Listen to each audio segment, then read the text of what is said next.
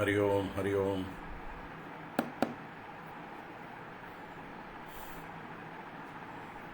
ओम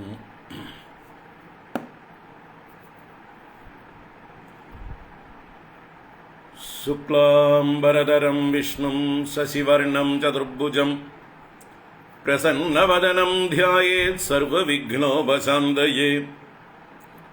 गुरवे सर्वलोकानां भिषजे भवरोगिणां निधये सर्वविद्यानां दक्षिणामूर्तये नमः।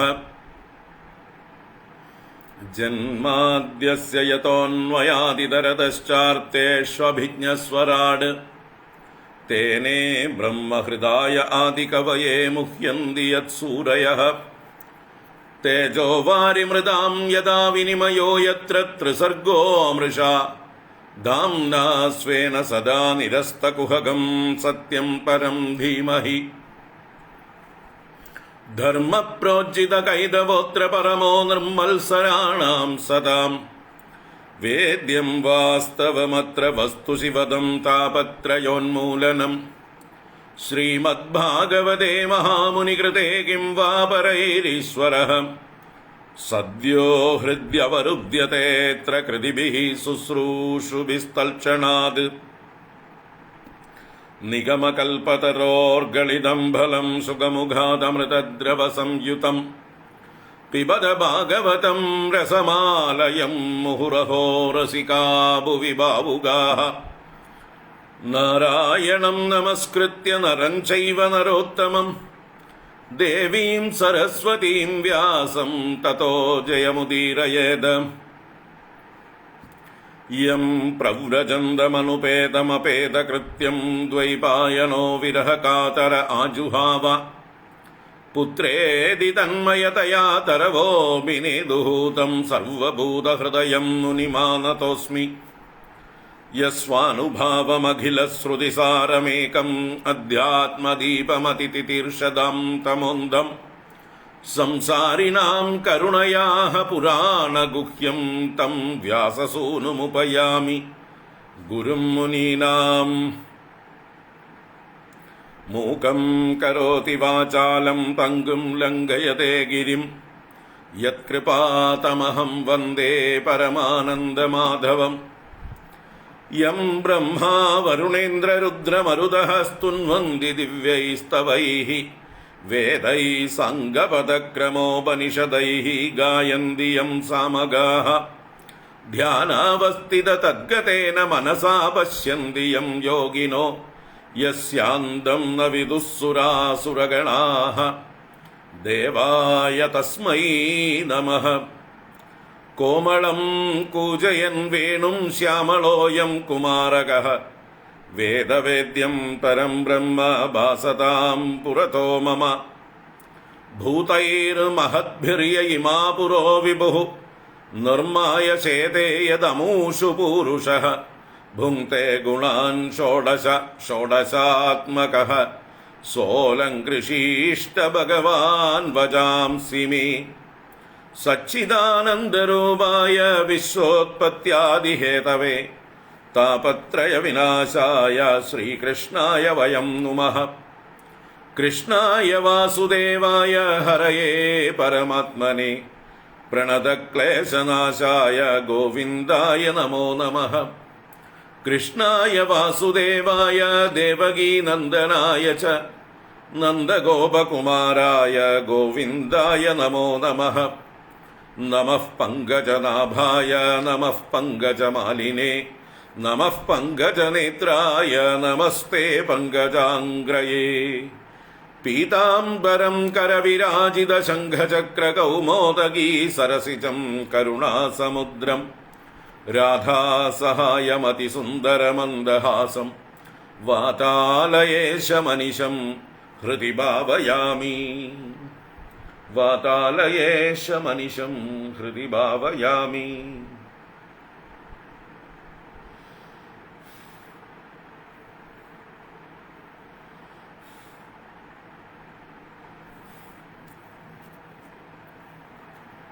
ओम नमो भगवते वासुदेवाय। ഓം ശ്രീകൃഷ്ണ പരമാത്മനേ നമഃ. ഓം നമഃ പരമഋഷിഭ്യോ നമഃ പരമഋഷിഭ്യഃ. ശ്രീ ഗുരുവായൂരപ്പ ശരണം.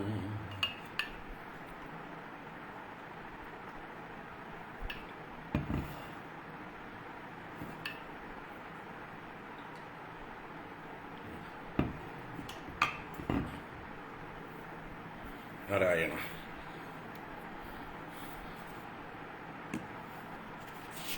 ഹരി ഓം.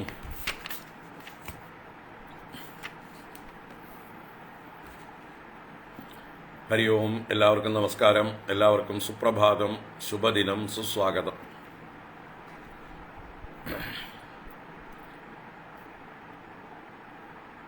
ഭാഗവത ജ്ഞാന ഗംഗാ പ്രവാഹത്തിലേക്ക് ഏവർക്കും സുസ്വാഗതം. നാരായണ.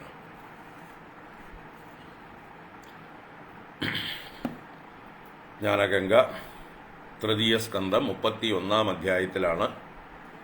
2 ക്ലാസ്സുകൾ കൊണ്ട് 21 ശ്ലോകങ്ങൾ കഴിഞ്ഞു. ഗർഭസ്ഥനായ ഒരു ജീവന്റെ അവസ്ഥയെ വർണ്ണിച്ച് 7-ാം മാസത്തിൽ ബോധം വരുന്ന ആ ജന്തു അഥവാ ജീവൻ ഗർഭപാത്രത്തിൽ വെച്ച് ഈശ്വരനെ സ്തുതിക്കുന്ന ഒരു ഗംഭീരമായിട്ടുള്ള സ്തുതി 10 ശ്ലോകങ്ങളെ കൊണ്ട് കണ്ടു. അതാണ് നമ്മൾ ഇന്നലെ അവസാനം കണ്ടതായിട്ടുള്ള ഭാഗം. ഇനി അതിന്ന് തുടർന്ന് 10 മാസം തികഞ്ഞ് പ്രസവിച്ചു വീഴുന്ന ആ ജീവൻ ശൈശവത്തിലും ബാല്യത്തിലും അനുഭവിക്കുന്ന രോഗാദി പീഡകളും പരവശതകളും എല്ലാം വർണ്ണിക്കുന്നു. അത് കഴിഞ്ഞ് യൗവനത്തിലേക്ക് കടക്കുമ്പോൾ എല്ലാം മറന്നുകൊണ്ട് വീണ്ടും തഥൈവ എന്ന് പറയും പോലെ പഴയ പടിക്ക് തന്നെ സംസാരിയായി തുടരുന്നു എന്നുള്ളതായിട്ടുള്ള ആ ഒരു ഇതാണ് നമുക്ക് കാണിച്ചു തരുന്നത്. നമ്മുടെ ഓരോരുത്തരുടെയും ആത്മകഥ തന്നെയാണ്. അങ്ങനെ നമ്മളതിനെ സ്വന്തം വിമർശന ബുദ്ധിയ കാണേണ്ടതാണ്. അപ്പം മാത്രമേ നമുക്ക് എന്തെങ്കിലും ഒരു മാറ്റം ഉണ്ടാവുകയുള്ളൂ. അല്ലെങ്കിൽ പഴയപടി പുനരപി ജനനം പുനരപി മരണം പുനരപി ജനനീ ജഡരേ ശയനം, ആ പരമ്പര തുടർന്നുകൊണ്ടേയിരിക്കും. അപ്പോൾ ആ പ്രവാഹത്തിൽ നിന്ന് രക്ഷപ്പെടണമെങ്കിൽ നമ്മൾ എന്തെങ്കിലും മാറി ചെയ്തേ പറ്റൂ, മാറി ചിന്തിച്ചേ പറ്റൂ. അങ്ങനെ മാറി ചിന്തിക്കാൻ വേണ്ടിയിട്ടാണ് ഇതെല്ലാം നമുക്ക് നമ്മുടെ മുമ്പിൽ പച്ചയായിട്ട് കാണിച്ചു തരുന്നത്. ഇതൊക്കെ നമ്മൾ ഓരോരുത്തരും അനുഭവിച്ചതാണ്. ഇനിയും ഇത് തന്നെ അനുഭവിക്കണമോ എന്ന് നമ്മളോട് ശാസ്ത്രങ്ങൾ, ആചാര്യന്മാർ, ഋഷിവര്യന്മാർ, ഈശ്വര അവതാരമൂർത്തികൾ എല്ലാം നമ്മളോട് ഇതുതന്നെയാണ് ചോദിക്കുന്നത്. ഈ പുനഃ ചർവിത ചർവണം, ഈ ചവച്ച തന്നെ ചവച്ച് മതിയായില്ലേ എന്ന് ചോദിക്കുകയാണ് നമ്മളോട്. ഒന്നും കിട്ടാനില്ല ചവച്ച തന്നെ ചവയ്ക്കുമ്പോൾ, ആയാസം മാത്രം ബാക്കി അല്ലേ? ഒന്നുമില്ലാതെ വെറുതെ ചവച്ചതിനെ തന്നെ ചവയ്ക്കുമ്പോൾ നമ്മൾ കുട്ടികളൊക്കെ ബബിൾ ഗം ചവയ്ക്കുന്ന കണ്ടിട്ടുണ്ട്. ഒന്നുമില്ലല്ലോ, എല്ലാം ആദ്യം കുറച്ച് മധുരം ഉണ്ടാവും. ആ മധുരമൊക്കെ ആദ്യമേ അലിഞ്ഞു പോയി കഴിഞ്ഞു. പിന്നെ വെറും ഒരു റബ്ബറിനെ ചവച്ചുകൊണ്ടിരിക്കുകയാണ്. വായ കടയുക എന്ന് മാത്രമേ ഉള്ളൂ. പ്രയോജനമൊന്നും ഇല്ല. അപ്പം അതാണ് നമ്മുടെ ജീവിതത്തിൽ നമ്മൾ ചെയ്തുകൊണ്ടിരിക്കുന്നത്. പ്രയോജനമില്ലാത്ത വെറും അധ്വാനം, എന്നിട്ട് കൂടുതൽ കൂടുതൽ ദുഃഖങ്ങൾ വരുത്തി വയ്ക്കുക. സുഖായ കർമാണി കരോതി ലോകഃ നതൈ സുഖം വാന്യതുപാരമം വാ വിന്ദേത ഭൂയ തതയേവ ദുഃഖം യതത്ര യുക്തം ഭഗവാൻ വദേന്നഃ. ഈ ചോദ്യത്തിനുള്ള മറുപടി തന്നെയാണ് ഇവിടെയൊക്കെ പറഞ്ഞുകൊണ്ടിരിക്കുന്നത്. നമുക്ക് കാണാം. ഈ 31-ാം അധ്യായം ഇന്നലെ എടുത്ത ആ സ്തുതി വായിക്കാം. ജന്തുവിൻ്റെ സ്തുതി. അത് കഴിഞ്ഞിട്ട് തുടർച്ചയായി നമുക്ക് കാണാം. ഓം നമോ ഭഗവതേ വാസുദേവായ. അഥ ശ്രീമദ്ഭാഗവതേ തൃതീയസ്കന്ധേ 31-തമോऽധ്യായഃ.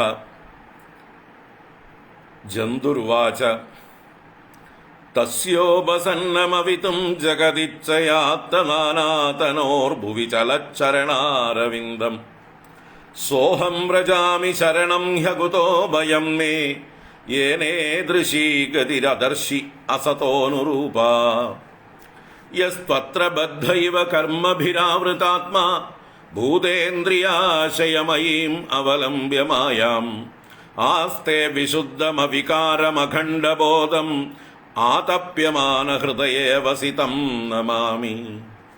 യഃ പഞ്ചഭൂതരചിതേ രഹിതഃ ശരീരേ ഛന്നോ യതേന്ദ്രിയഗുണാർത്ഥചിതാത്മകോഹം തേനാവികുണ്ഡമഹിമാനം ഋഷിം തമേനം വന്ദേ പരം പ്രകൃതിപൂരുഷയോഃ പുമാംസം. യന്മായയോരുഗുണകർമ്മ നിബന്ധനേസ്മിൻ സാംസാരികേ പതിചരൻ തദഭിശ്രമേണ നഷ്ടസ്മൃതിഃ പുനരയം പ്രവൃണീതലോകം യുക്ത്യാ കയാ മഹദനുഗ്രഹമന്തരേണ. ജ്ഞാനം യദേതദധാത് കഥമഃ സ് ദേവഃ ത്രൈകാലികം സ്ഥിരചരേഷ്വനുവർത്തിതാംശഃ തം ജീവകർമ്മ പദവീം അനുവർത്തമാനാഃ താപത്രയോപശമനായ വയം ഭജേമ. ദേഹ്യന്യദേഹവിവരേ ജഡരാഗ്നിനാ സൃഗ്വിന്മൂത്രകൂപപതിതോ ഭൃശതപ്തദേഹഃ ഇച്ഛൻ ഇതോ വിവസിതും ഗണയൻ സ്വമാസാൻ നിർവാസ്യത്തെ കൃപണധീർഭഗവൻ കദാനു.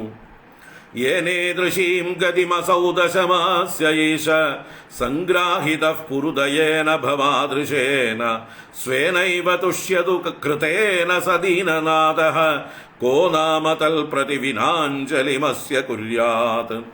പശ്യത്യയം ദിഷണയാനനു സപ്തവദ്രിഃ ശാരീരകേ ദമശരീര്യപരസ്വദേഹേ യൽ സൃഷ്ടയാസം തമഹം പുരുഷം പുരാണം പശ്യേ ബഹിർഹൃദി ചൈത്യമിവ പ്രതീതം. സോഹം വസന്നപി വിഭോ ബഹുദുഃഖവാസം ഗർഭാന്ന നിർജിഗമിഷേ ബഹിരന്തകൂപേ യത്രോപയാതമുപസർപ്പതി ദേവമായ മിഥ്യാമതിർയദനു സംസൃതി ചക്രമേ തത്. തസ്മാദഹം വിഗത വിക്ലവ ഉദ്ധരിഷ്യേ ആത്മാനമാശുതമസഃ സുഹൃദാത്മനൈവ ഭൂയോ യദാ വ്യസനമേതദനേകരന്ധ്രം മാമേ ഭവിഷ്യദുപസാദിത വിഷ്ണുപാദഃ. കപില ഉവാച ഏവം കൃതമതിർഗർഭേ ദശമാസ്യ സ്തുവൻ ഋഷിഃ സദ്യ ക്ഷിപത്യവാചീനം പ്രസൂത്യൈ സൂതിമാരുതഃ. തേനാവസൃഷ്ടഃ സഹസാ കൃത്വാ വാക്ഷിര ആതുരഃ വിനിഷ്ക്രാമതി കൃച്ഛ്രേണ നിരുച്ഛ്വാസോ ഹതസ്മൃതിഃ. പതിതോ ഭുവി അസൃങ്മൂത്രേ വിഷ്ടാഭൂരിവ ചേഷ്ടത്തെ രോരൂയതി ഗതേ ജ്ഞാനേ വിപരീതാം ഗതിം ഗതഃ.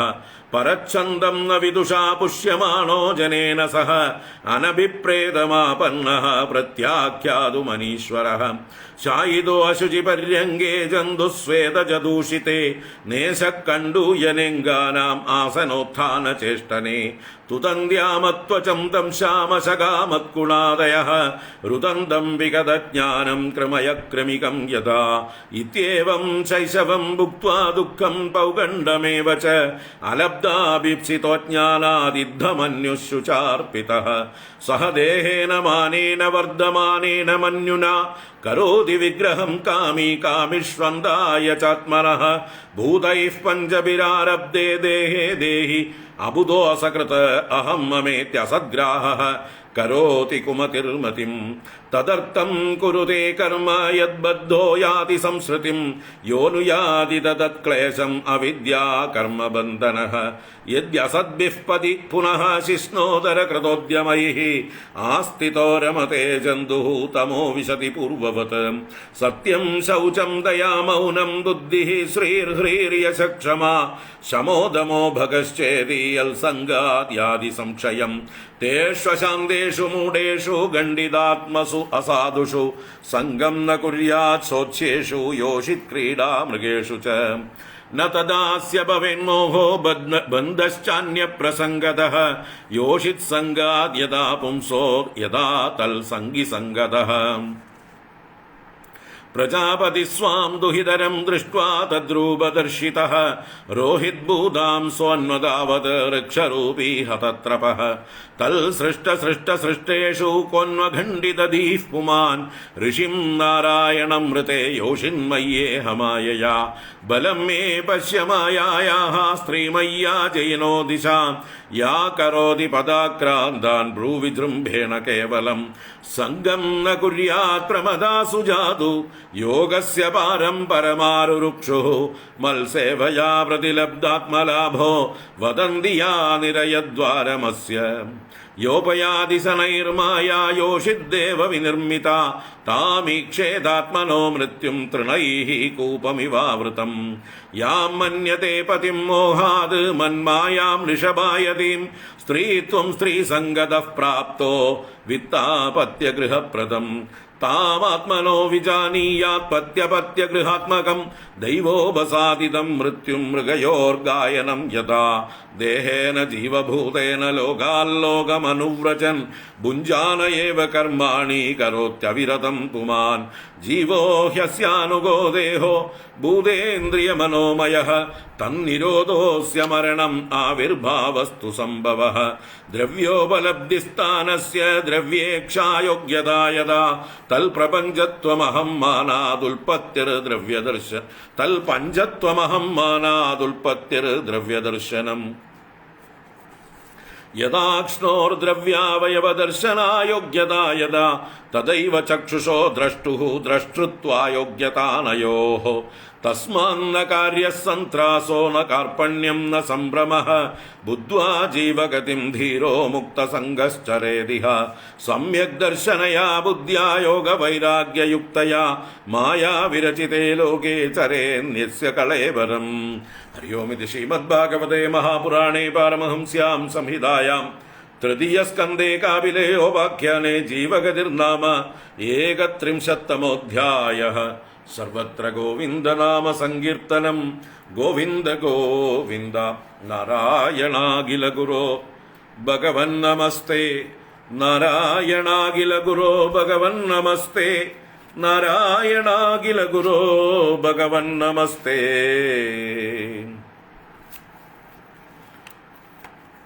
കൃഷ്ണായ പരബ്രഹ്മണേ നമഃ.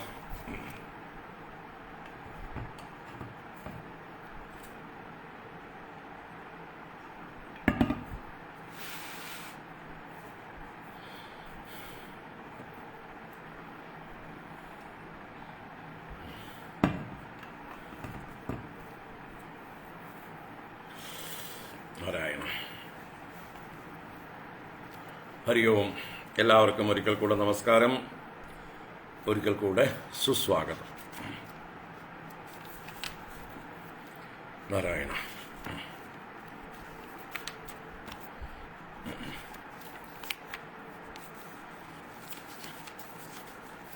അപ്പം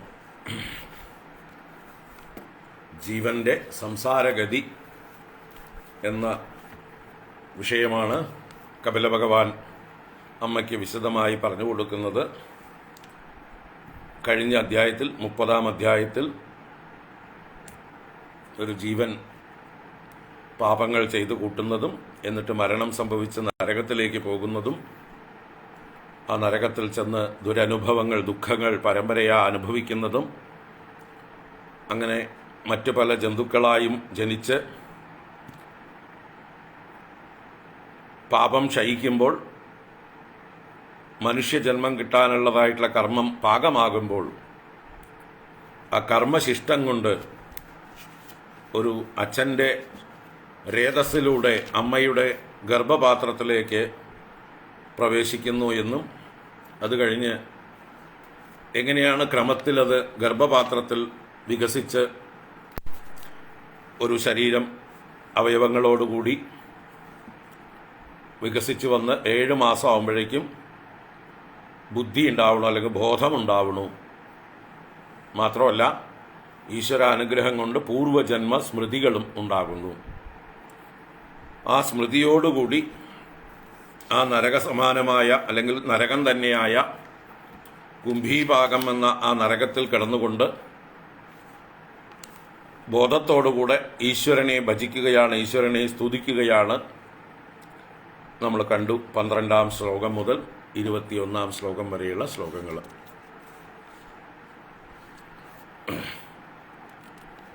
ഒന്നാമത്തെ ശ്ലോകത്തിൽ ആ ഭഗവാന്റെ ചരണാരവിന്ദത്തെ ഞാൻ ആശ്രയിക്കുന്നു, അവിടെ മാത്രമാണ് അഭയമുള്ളത്. ആരാണോ എന്നെ ഈ ഗർഭപാത്രത്തിൽ പ്രവേശിപ്പിച്ചത്, എൻ്റെ കർമ്മങ്ങളെ ക്ഷയിപ്പിക്കാനായിട്ട് എനിക്ക് അവസരം നൽകിക്കൊണ്ട് എനിക്കൊരു ജന്മം, ഒരു മനുഷ്യജന്മം നൽകി അനുഗ്രഹിച്ചതായിട്ടുള്ള ആ ഭഗവാന്റെ അവതാരമൂർത്തിയായിരിക്കുന്ന ഭഗവാന്റെ പല അവതാരങ്ങളെടുത്ത് ഭൂമിയിൽ സഞ്ചരിക്കുന്ന ഭഗവാന്റെ പാദാരവിന്ദത്തെ ഞാനിതാ ആശ്രയിക്കുന്നു എന്ന് പറഞ്ഞുകൊണ്ട് പിന്നീട് പല ശ്ലോകങ്ങളെ കൊണ്ട് എന്തുകൊണ്ട് ഈശ്വരനെ നമ്മൾ ആശ്രയിക്കണം,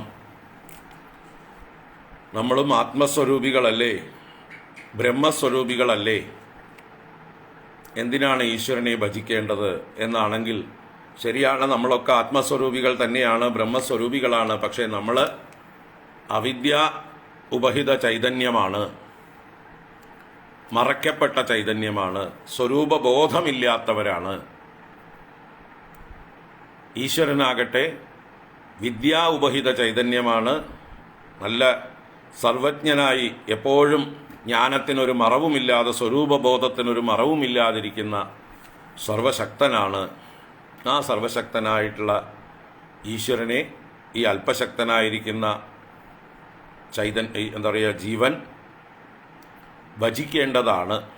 അങ്ങനെ ഭജിക്കുന്നതിലൂടെ അന്ധക്കരണ ശുദ്ധി വരും, ശരീര അഭിമാനം പോകും, അതിലൂടെ ജ്ഞാനത്തിന് അധികാരിയായി തീരും.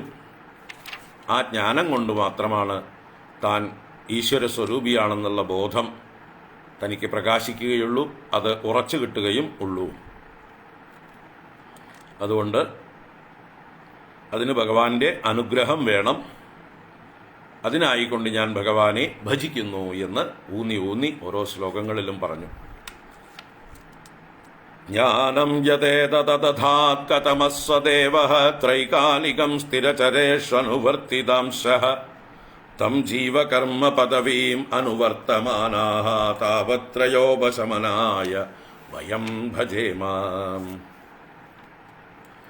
അപ്പോൾ സ്ഥാവര ജംഗമങ്ങളിലെല്ലാം അനുവർത്തിക്കുന്ന അംശങ്ങളോടുകൂടിയ ഏതൊരു ദേവനാണോ 3 കാലത്തെ സംബന്ധിച്ചിരിക്കുന്ന ഒരു ജ്ഞാനത്തെ, ഒരു ബോധത്തെ, ഓർമ്മയെ എനിക്ക് ഈ അവസ്ഥയിൽ നൽകി അനുഗ്രഹിച്ചത്, ഇപ്പോൾ ഈ ജീവകർമ്മ പദവിയെ അനുവർത്തിച്ചിരിക്കുന്ന എന്നെ പോലെയുള്ളവർ, ജീവന്മാർ, അവരുടെ ദുഃഖശമനത്തിനായിക്കൊണ്ട്, താപത്രയ ഉപശമനത്തിനായിക്കൊണ്ട് ആ ഈശ്വരനെ തന്നെ ഭജിക്കുന്നു. ഞങ്ങൾ കർമ്മബദ്ധരായതുകൊണ്ട്, അസ്വതന്ത്രന്മാരായതുകൊണ്ട് സ്വതന്ത്രനായ ദേവനെ ഭജിക്കുന്നു എന്നർത്ഥം.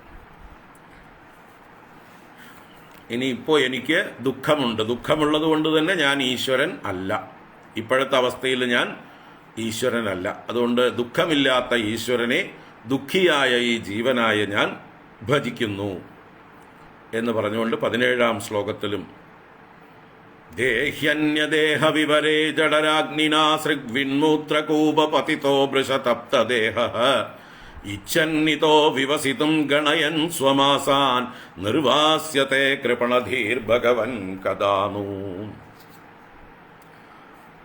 മറ്റ് ജന്തുക്കളുടെ ശരീരത്തിലൊന്നും ഉള്ള ജീവന്മാർക്ക് ഈ അറിവുണ്ടാവില്ല.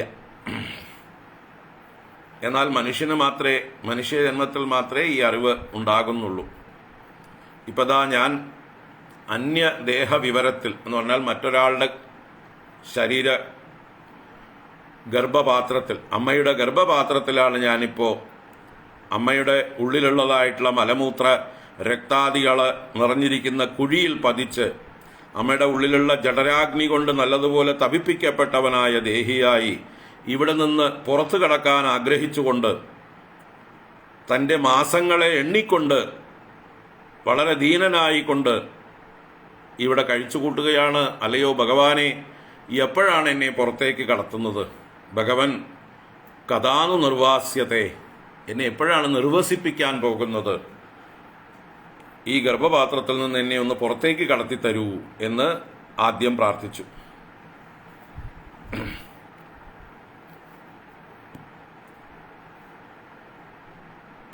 ഇനി ആ ഭഗവാൻ തന്നെയാണ് നമുക്ക് എല്ലാ അനുഗ്രഹങ്ങളും ചെയ്തു തരുന്നത്, എല്ലാ സൗകര്യങ്ങളും ചെയ്തു തരുന്നത്.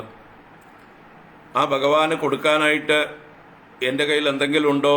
ഗർഭപാത്രത്തിൽ കിടക്കുന്ന എൻ്റെ കയ്യിൽ എന്താ ഉള്ളത്? അഞ്ജലി അല്ലാതെ, കൈകൂപ്പി തൊഴുക എന്നതല്ലാതെ വേറൊന്നും കൊടുക്കാനില്ല. അതുകൊണ്ട് ഭഗവാൻ അദ്ദേഹം ചെയ്ത അദ്ദേഹത്തിൻ്റെ കർമ്മം കൊണ്ട് അദ്ദേഹം സന്തോഷിക്കട്ടെ. എനിക്ക് വേണ്ടി ചെയ്ത ഉപകാരങ്ങളെ കൊണ്ട് അദ്ദേഹം സ്വയം സന്തോഷിച്ചു കൊള്ളട്ടെ. അല്ലാതെ പ്രത്യേകിച്ച് എനിക്ക് ഒന്നും അങ്ങോട്ട് കൊടുത്തിട്ട് അദ്ദേഹത്തെ സന്തോഷിപ്പിക്കാനുള്ള യാതൊരു സാമർഥ്യവും ഇല്ല. യേനേദൃശീം ഗതിമസൗ ദശമാസ്യ ഈശ സംഗ്രാഹിത പുരുദയേന ഭവാദൃശേന സ്വേനൈവ തുഷ്യതു കൃതേന സദീനനാദഃ കോ നാമ തത്പ്രതിവിനാഞ്ജലിമസ്യ കുര്യാത്. അപ്പോൾ ഇന്നലെ അതെല്ലാം വളരെ വിശദമായി കണ്ട ശ്ലോകങ്ങളാണ്. ഗർഭപാത്രത്തിൽ കിടക്കുമ്പോൾ മാത്രമല്ല നമ്മൾക്ക് അവശതയും ഈശ്വരന് ഒന്നും കൊടുക്കാനുള്ള കഴിവില്ലായ്മയും, ഇപ്പോഴും നമുക്കൊന്നും കൊടുക്കാൻ കഴിവില്ല. ഇപ്പോഴും നമുക്ക് എന്തെങ്കിലും കൊടുക്കാൻ കഴിയുന്നുണ്ടെങ്കിൽ അത് നമ്മുടേതല്ല, ഈശ്വരൻ തന്നത് മാത്രമേ ഉള്ളൂ. അതുകൊണ്ട് ഈശ്വരൻ്റെ തന്നെ എടുത്തിട്ട് ഈശ്വരന് തന്നെ കൊടുക്കുകയാണ് നമ്മൾ. ഈശ്വരൻ നമുക്ക് മുട്ടില്ലാതെ എല്ലാം തന്നിരിക്കുന്നു. ആ തന്നതിൽ നിന്ന് അല്പം മാത്രമേ നമ്മൾ ഈശ്വരന് തിരിച്ചു കൊടുക്കുന്നുള്ളൂ. അദ്ദേഹം തന്നതിൽ ഭൂരിഭാഗവും 95% നമ്മൾ സ്വന്തം സുഖത്തിന് വേണ്ടി, സ്വാർത്ഥതയ്ക്ക് വേണ്ടി ഉപയോഗിക്കുകയാണ്. അതിൽ 5% അതിലും കുറവുമാണ് നമ്മൾ ഈശ്വര കാര്യങ്ങൾക്കായിക്കൊണ്ട് കൊടുക്കുന്നത്. അത് എത്ര വലിയ ഭക്തന്മാരാണെന്ന് പറയുന്നവർ പോലും. അപ്പോൾ പിന്നെ ബാക്കിയുള്ളവരുടെ കാര്യം പറയേണ്ടതില്ലല്ലോ. അപ്പോൾ ഈശ്വരൻ തന്നതിനെ തന്നെയാണ് നമ്മൾ ഈശ്വരന് അങ്ങോട്ട് കൊടുക്കുന്നത്. അതുകൊണ്ട് അദ്ദേഹം സ്വയം സന്തോഷിച്ചോട്ടെ. ഞാൻ ചെയ്യുന്ന പ്രവൃത്തി കൊണ്ട് സന്തോഷിക്കാൻ നിവൃത്തിയില്ലല്ലോ, കാരണം ഞാനൊന്നും ചെയ്യുന്നില്ല. വീണ്ടും ആ മനുഷ്യജന്മത്തിൻ്റെ മഹത്വത്തെ എടുത്തു പറഞ്ഞു 19ാമത്തെ ശ്ലോകത്തിൽ. ഈ മനുഷ്യ ശരീരത്തിൽ ഇരുന്നു കൊണ്ട് മാത്രമേ എല്ലാ ശരീരത്തിലും ഇരിക്കുന്ന ചൈതന്യം ഈശ്വരൻ തന്നെയാണെന്നുള്ള അറിവുണ്ടാവാനുള്ള സാമർഥ്യമുള്ളൂ. മറ്റു ജന്തുക്കൾക്ക് സ്വന്തം ശരീരം മാത്രമാണ് സത്യം. സ്വന്തം ശരീരത്തെ അവർ ആത്മാവായി കാണുന്നു. അതിനനുസരിച്ചിട്ടുള്ള പ്രവൃത്തികളെ അവർക്ക് ചെയ്യാൻ കഴിയുകയുള്ളൂ.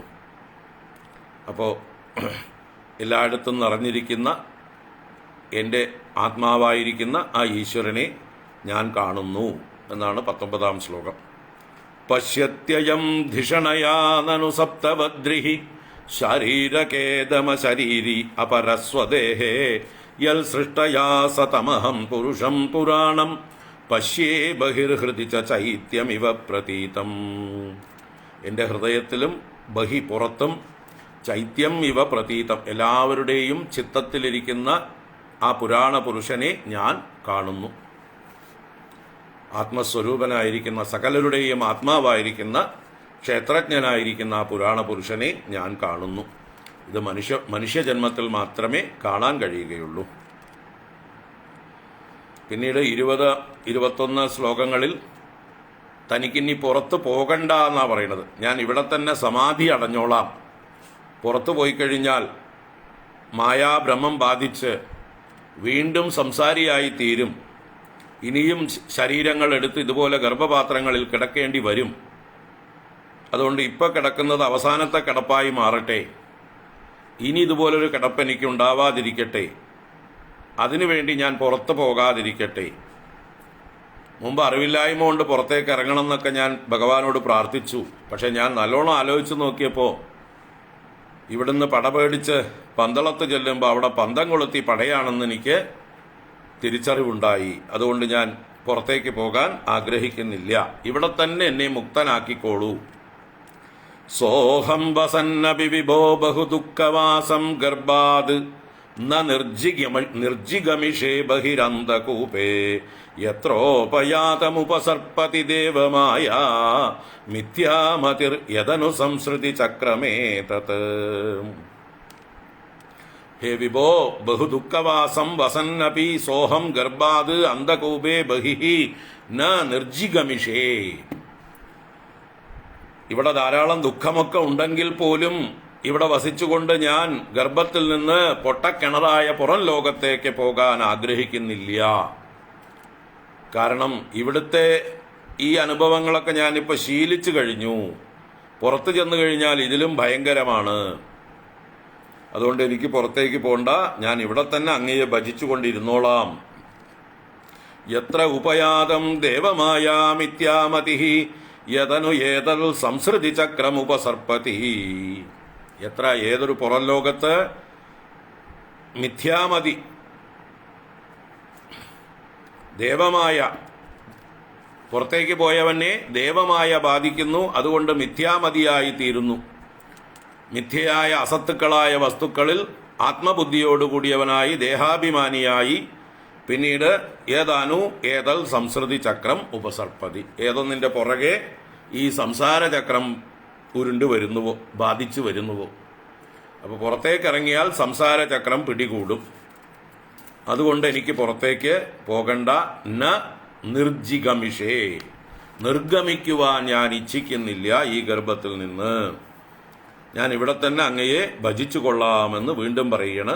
തസ്മാദഹം വിഗത വിക്ലവ ഉദ്ധരിഷ്യേ ആത്മാനമാശു തമസഃ സുഹൃദാത്മനൈവ ഭൂയോ യഥാ വ്യസനമേതദനേകരന്ധ്രം മാമേ ഭവിഷ്യതുപസാദിത വിഷ്ണുപാദഃ. ഞാൻ തന്നെ എന്നെ ഉദ്ധരിച്ചു കൊള്ളാം. ഉദ്ധരേദാത്മനാത്മാനം നാത്മാനം അവസാദയേത് ആത്മൈവ ഹ്യാത്മനോ ബന്ധുഃ ആത്മൈവ റിപുരാത്മനഃ. ഭഗവാന്റെ ഈ ഉപദേശം ഞാൻ കേട്ടിട്ടുണ്ട്. ഇതാ ഞാൻ ശിരസാ വഹിക്കാം. ഞാൻ തന്നെ എന്നെ ഉദ്ധരിച്ചു കൊള്ളാം. തസ്മാത് ഭൂയഃ അനേകരന്ധ്രം ഏതദ്വ്യസനം മേ യഥാ മാ ഭവിഷ്യത്. വീണ്ടും അനേക യോനി പ്രവേശത്തോടുകൂടിയ ഈ ഒരു സംസാര ദുഃഖം, ഈ ഗർഭവാസം എനിക്ക് ഉണ്ടാകാതിരിക്കത്തക്ക വിധം സുഹൃദ ആത്മനായേവ ഉപസാദിത വിഷ്ണുപാദഃ. ബന്ധുവായിരിക്കുന്ന ബുദ്ധിയെ കൊണ്ട്, ആത്മന എന്നതുകൊണ്ട് എനിക്ക് ബന്ധുവായിരിക്കുന്ന എൻ്റെ തന്നെ ബുദ്ധിയെ കൊണ്ട് ഉപസാദിത വിഷ്ണുപാദഃ, ഭഗവാന്റെ പാദങ്ങളെ ആശ്രയിച്ചവനായിട്ട് ആത്മാനം തമസഃ വിഗത വിക്ലവഃ ആശു ഉദ്ധരിഷ്യേ. ഞാൻ എന്നെ തന്നെ ഈ തമസിൽ നിന്ന്, അന്ധകാരത്തിൽ നിന്ന്, അജ്ഞാനത്തിൽ നിന്ന്, നരകത്തിൽ നിന്ന് വിക്ലവരഹിതനായിട്ട്, ദുഃഖരഹിതനായിട്ട് ആശു ഉദ്ധരിഷ്യേ, ഞാൻ വേഗത്തിൽ എന്നെ ഉദ്ധരിച്ചു കൊള്ളാം. അപ്പോൾ ഇവിടെ തന്നെ ഞാൻ അങ്ങയെ ഭജിച്ച് സമാധിനിഷ്ഠനായിരുന്നു കൊണ്ട് അങ്ങയെ പ്രാപിച്ചു കൊള്ളാം, എന്നെ ഉദ്ധരിച്ചു കൊള്ളാം. എന്നെ പുറത്തേക്ക് വിടണമെന്ന് ഇല്ല എന്നാണ് ഈ ജീവൻ പ്രാർത്ഥിക്കുന്നത്. പുറത്തിറങ്ങിയാൽ മായ ബാധിച്ച് വീണ്ടും താൻ സംസാര ചക്രത്തിലേക്ക് വീഴും. താൻ വീണ്ടും സംസാരിയായി തുടരും. അതുകൊണ്ട് ഇനിയൊരു ഗർഭവാസം വയ്യ. ആ ഗർഭവാസത്തിന് കാരണമാകുന്ന ജീവിതവും വേണ്ട എനിക്ക്. ഇവിടുന്ന് തന്നെ എനിക്ക് മോക്ഷം തന്നെ അനുഗ്രഹിച്ചാലും എന്നുള്ള പ്രതിജ്ഞയും പ്രാർത്ഥനയുമാണ് ഇപ്പം നമ്മൾ ഈ ശ്ലോകത്തിൽ, അവസാന ശ്ലോകത്തിൽ കാണുന്നത്. ഇങ്ങനെ പ്രാർത്ഥിച്ചു കൊണ്ടിരിക്കെ 10 മാസം തികഞ്ഞു. 10 മാസം തികഞ്ഞു. ഇയാളുടെ പ്രാരബ്ധം തീരാത്തതുകൊണ്ട്, പ്രാരബ്ധം തീർന്നവരാണെങ്കിൽ അമ്മമാർ പ്രസവിക്കുമ്പോൾ തന്നെ പ്രാണനില്ലാതെ ചാപിള്ളയായിട്ട് ജനിച്ചു വരും. എന്താ കാരണം? പ്രാർത്ഥിച്ചു, ഭഗവാൻ അനുഗ്രഹിച്ച് മുക്തി കൊടുത്തു.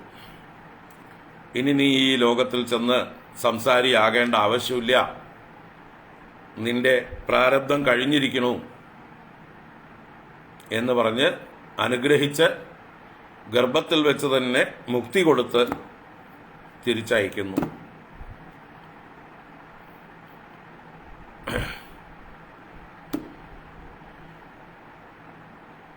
അപ്പൊ പിന്നെ ആരാണ് ജനിച്ചു വരുന്നവര്? ജനിച്ചു വരുന്നവരോ ഭാഗ്യവാന്മാർ, അമ്മയുടെ ഗർഭത്തിൽ തന്നെ മരിച്ചു പോകുന്നവരോ ഭാഗ്യവാന്മാർ. ആ ജീവനെ സംബന്ധിച്ച് അമ്മയുടെ ഗർഭത്തിൽ വെച്ച് ഈശ്വരാനുഗ്രഹം കൊണ്ട് മരിച്ചു പോകുന്നവർ തന്നെയാണ് ഭാഗ്യവാന്മാർ. അവർക്ക് വീണ്ടും ഈ മനുഷ്യലോകത്തിൽ വന്ന് മായ ബാധിച്ച് വീണ്ടും അഹങ്കാരത്തോടുകൂടെ ദേഹാഭിമാനത്തോടെ സ്വാർത്ഥ കർമ്മങ്ങൾ പാപ പരമ്പരകൾ ചെയ്ത് ഇനിയും പ്രാരബ്ധം വർദ്ധിപ്പിച്ച് ഇനിയും ജനന മരണ ചക്രത്തിലൂടെ കറങ്ങേണ്ട ആവശ്യം ഇല്ല. അവർ ഭാഗ്യവാന്മാരായി, അവർ മുക്തന്മാരായി. പക്ഷെ നമ്മൾ കരയുന്നു, അല്ലേ? ഗർഭത്തിൽ തന്നെ കുട്ടി മരിച്ചുപോയ അമ്മമാരും അവരുടെ ബന്ധുക്കളുമൊക്കെ വിഷമിക്കുന്നു, കരയുന്നു. കാരണം ആറ്റുനോറ്റ് കഷ്ടപ്പെട്ട് വ്രതമിരുന്ന് 10 മാസം ഗർഭം ചുമന്ന് ഒരു ഉണ്ണി ഉണ്ടായതാണ്. ഗർഭത്തിൽ അത് പ്രസവിക്കുന്നതും കാത്തിരുന്നതാണ്. അത് പുറത്ത് വന്നിട്ട് വേണം അതിനെ കൊഞ്ചിക്കാനും കളിപ്പിക്കാനും പല കാര്യങ്ങളും ചെയ്യാനും എന്ന് സ്വപ്നം കണ്ടുകൊണ്ടിരുന്ന ആ സ്വപ്നങ്ങളെല്ലാം തകർന്നു. ആ സ്വപ്നങ്ങൾ തകർന്നത് കൊണ്ടാണ് നമുക്ക് വിഷമം. നമ്മൾ പരമാർത്ഥം മനസ്സിലാക്കിയാൽ വിഷമിക്കേണ്ട ആവശ്യമില്ല, ആശ്വസിക്കുകയാണ് വേണ്ടത്. ആ ജീവൻ രക്ഷപ്പെട്ടു. ഈശ്വരാനുഗ്രഹം കൊണ്ട് ആ ജീവൻ പുറം ലോകം കാണാതെ, മായ ബാധിക്കാതെ, സംസാരത്തിലേക്ക് വരാതെ ഈശ്വര അനുഗ്രഹം കൊണ്ട് മുക്തനായി പോയി എന്ന് കരുതി സമാധാനിക്കുകയാണ് വേണ്ടത്. പക്ഷെ നമുക്കത് കാണാനുള്ള കഴിവില്ലാത്തതുകൊണ്ട്, വിവേകമില്ലാത്തത് കൊണ്ട്, നമ്മൾ ഭാഗവതമൊന്നും ഇതുപോലെ ഡീറ്റെയിൽ ആയിട്ട് പഠിച്ചിട്ടില്ലാത്തത് കൊണ്ട് നമുക്ക് വിഷമം വരുന്നു. അതന്നെ അമ്മയ്ക്ക് ദുഃഖമല്ലേ എന്ന് ഇവിടെ വീണ്ടും പറയുന്നത്, പറഞ്ഞു തന്നെ പറയുന്നു. അത് തന്നെ പറഞ്ഞത്, അമ്മയ്ക്ക് ദുഃഖമാണ്, അമ്മയ്ക്ക് 10 മാസം ചുമന്നതിൻ്റെ വിഷമമുണ്ട്. ഞാൻ ചുമന്നിട്ട് കൂലി കിട്ടിയില്ല, ചുമന്നതിൻ്റെ പ്രതിഫലം കിട്ടിയില്ല എന്നുള്ളത് തന്നെയാണ് ഇവിടെ ദുഃഖത്തിന് കാരണം. നേരെ മറിച്ച് ഞാനൊരു നിമിത്തം മാത്രം, ഈശ്വരനാണ് എൻ്റെ ഗർഭപാത്രത്തിൽ ഒരു ജീവനെ കൊണ്ടുവന്നത്, ഈശ്വരൻ തന്നെയാണ് എൻ്റെ ഗർഭപാത്രത്തിൽ അതിനെ ഇത്രയും കാലം 10 മാസത്തോളം സംരക്ഷിച്ച് നിർത്തിയതും, ഈശ്വരൻ്റേതാണ് ആ ഉണ്ണി. ഞാൻ വിചാരിച്ചാൽ ഗർഭമുണ്ടാക്കാൻ നിവൃത്തിയില്ല. ഇല്ലേ? എത്രയോ ആളുകൾ വന്ധ്യത അനുഭവിക്കുന്നില്ലേ? ആണും പെണ്ണും കുട്ടികളുണ്ടാവാതിരിക്കുന്നില്ലേ? അവർക്കൊക്കെ പൗരുഷമുണ്ടെങ്കിൽ, അവർക്ക് സാമർഥ്യം ഉണ്ടെങ്കിൽ തന്നെ ഉണ്ടാവേണ്ടതല്ലേ? ഉണ്ടാവുന്നില്ലല്ലോ. എത്ര ചികിത്സകൾ ചെയ്യുന്നു. ഇൻഫെർട്ടിലിറ്റി ക്ലിനിക്കിൽ പോയിട്ട് എന്തെല്ലാം തരത്തിലുള്ള ചികിത്സകൾ, ഏതൊക്കെ പുതിയ പുതിയ ചികിത്സാ സമ്പ്രദായങ്ങൾ ഡെവലപ്പ് ചെയ്ത് കൊണ്ടുവന്നിട്ടുണ്ട്.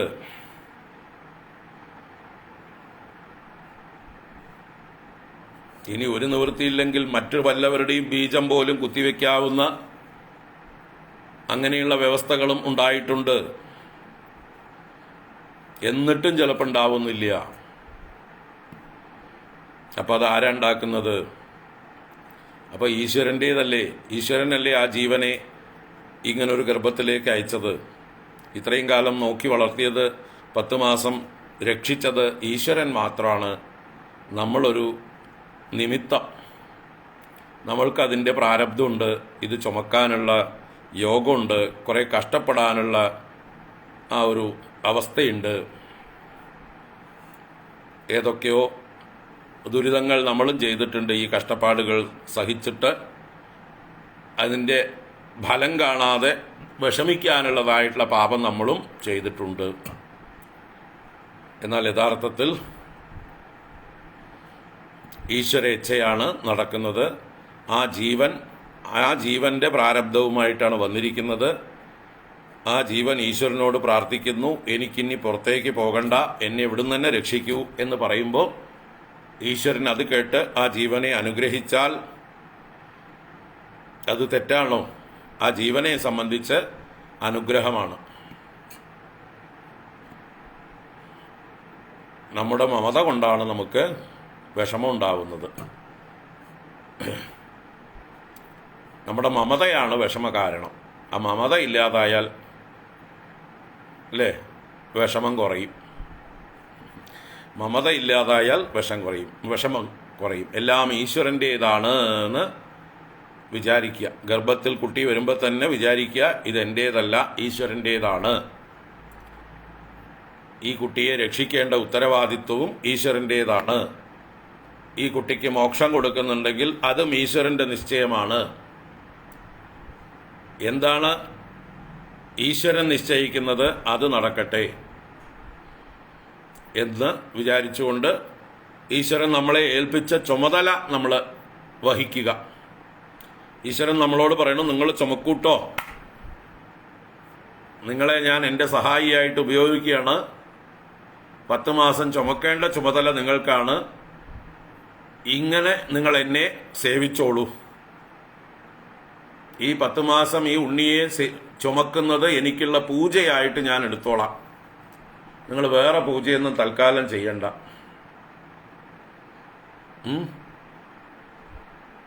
10 മാസം ഈ ചുമക്കുന്നത് എനിക്കുള്ള പൂജയായിട്ട് ഞാൻ എടുത്തോളാം, വേറെ പൂജയൊന്നും തൽക്കാലം ചെയ്യണ്ട, ഇത് മാത്രം ചെയ്താൽ മതി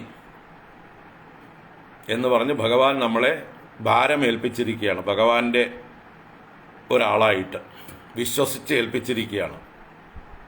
നമ്മൾ ആ ഉത്തരവാദിത്വം ചെയ്ത് ഭഗവാന് തിരിച്ചേൽപ്പിക്കുക. ഭഗവാനെ, അങ്ങ് 10 മാസം ചുമക്കാൻ പറഞ്ഞു, ഞാൻ ചുമന്നു, ഇതാ പ്രസവിച്ചു, ഇനി ഇത് അങ്ങയുടേതാണ്, ഇനിയും ഇത് വളരണമെങ്കിൽ അതും അങ്ങയുടെ ഇച്ഛ, ഇതെങ്ങനെ എന്തായി തീരണം ഈ ജീവൻ, അതും അങ്ങയുടെ ഇച്ഛ. അങ്ങനെ എന്തെങ്കിലും ഏൽപ്പിക്കണ്ടെങ്കിൽ ഞാൻ നോക്കിക്കോളാം. ഈ ഉണ്ണിയെ എത്ര പ്രായം വരെ ഞാൻ വളർത്തണം, പാല് കൊടുക്കണം, പറഞ്ഞോളൂ, ഞാൻ കൊടുക്കാം. ഈ ഉണ്ണിയുടെ സുരക്ഷിതത്വം നോക്കാൻ എന്നെ ഏൽപ്പിക്കുകയാണെങ്കിൽ അതും ഞാൻ നോക്കിക്കോളാം, എന്നാലാവും വിധം. അങ്ങ് കൂടെ ഉണ്ടാവണം, അങ്ങ് കൂടെ ഉണ്ടെങ്കിലേ സുരക്ഷിതത്വം ആവുള്ളൂ, എനിക്ക് ഒറ്റയ്ക്ക് നോക്കാനൊന്നും ആവില്ല എന്നും പറഞ്ഞുകൊണ്ട് ഏറ്റെടുക്കുക. ഭഗവാൻ ഏൽപ്പിച്ച ജോലിയാണെന്ന് കരുതി ഭഗവാന്റെ പൂജയായി അതിനെ ചെയ്യുക, മമതയില്ലാതെ ചെയ്യുക. ഭഗവാന്റെ ഉണ്ണി, ആ ജീവൻ ഭഗവാന്റേതാണ്. ഭഗവാനാണ് അയാളുടെ അച്ഛനും അമ്മയും ഗുരുവും ബന്ധുവും രക്ഷകനും എല്ലാം. നമ്മൾ ഭഗവാന്റെ ഒരു കിങ്കരൻ മാത്രം. ഇങ്ങനെ കരുതാൻ പരിശീലിക്കുക. പറയാനൊക്കെ എളുപ്പമാണല്ലേ സ്വാമി, പരിശീലിക്കാൻ കുറച്ച് പ്രയാസമാണ്, എങ്കിലും ശീലിച്ചു നോക്കൂ. ഒന്ന് നിരന്തരം ചിന്തിച്ചു കൊണ്ടിരുന്നാൽ കുറച്ചൊക്കെ നമുക്കുള്ളിലേക്ക് ഇറങ്ങും. കുറച്ചൊക്കെ ഉള്ളിലോട്ട് ഇറങ്ങും.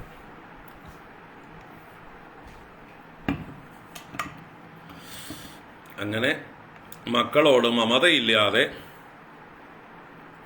ഈശ്വരൻ ഏൽപ്പിച്ച പണി ചെയ്യുന്നു എന്ന ഭാവത്തിൽ അത് ചെയ്യുക.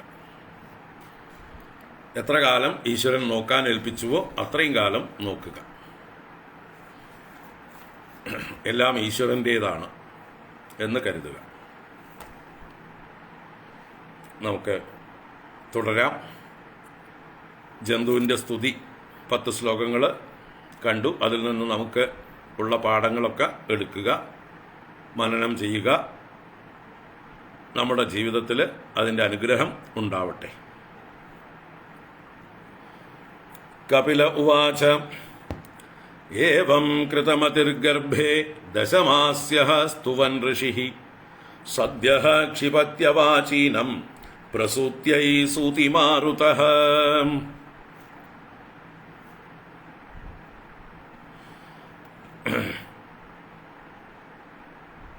ഏവം ഗർഭേ കൃതമതിഃ ദശമാസ്യഃ സ്തുവൻ ഋഷിഃ ഭവതി.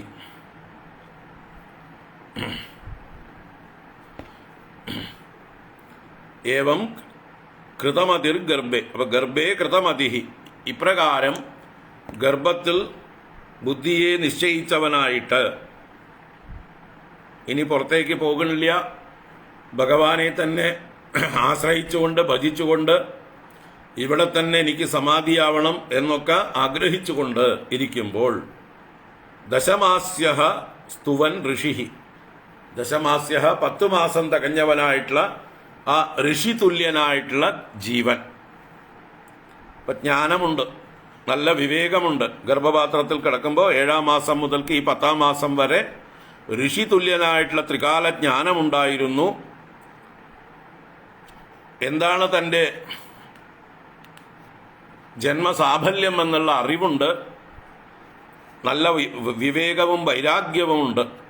അങ്ങനെയുള്ള ആ ഋഷി ഇപ്രകാരം സ്തുതിച്ചുകൊണ്ട് ഋഷി തുല്യനായി ഭവിക്കുന്നു. ഋഷിഃ ഭവതി എന്നർത്ഥമാണ്. സദ്യഃ സൂതിമാരുതഃ പ്രസൂത്यै അവാചീനം ക്ഷിപതി. അങ്ങനെ സ്തുതിച്ചുകൊണ്ടിരിക്കുമ്പോൾ ഇവന്റെ പ്രാരബ്ധം തീർന്നിട്ടില്ലാത്തത് കൊണ്ട്, ഈ ജീവന് പ്രാരബ്ധം തീർന്നിട്ടില്ലാത്തത് കൊണ്ട്, ഇനിയും ഭൂമിയിൽ വന്ന് കുറെ അനുഭവിക്കാനുള്ളത് കൊണ്ട് എന്ത് ചെയ്യണു? സദ്യ ഉടനെ തന്നെ സൂതിമാരുതഃ, സൂതിമാരുതൻ എന്ന് പറഞ്ഞാൽ അമ്മ പ്രസവിക്കാനുള്ളതായിട്ടുള്ള ആ വായു, അപാനവായുവിൻ്റെ ശക്തി കൊണ്ടാണ് അമ്മയ്ക്ക് ഈ ഉണ്ണിയെ ഗർഭപാത്രത്തിൽ നിന്ന് പുറത്തേക്ക് തള്ളാൻ കഴിയുന്നത്. അപാനവായുവാണ് നമ്മുടെ ശരീരത്തിൽ നിന്ന് എല്ലാ വിസർജ്യങ്ങളാണെങ്കിലും മറ്റ് ശ്വാസവായുകളാണെങ്കിലും ഒക്കെ താഴേക്ക് തള്ളുന്നത്.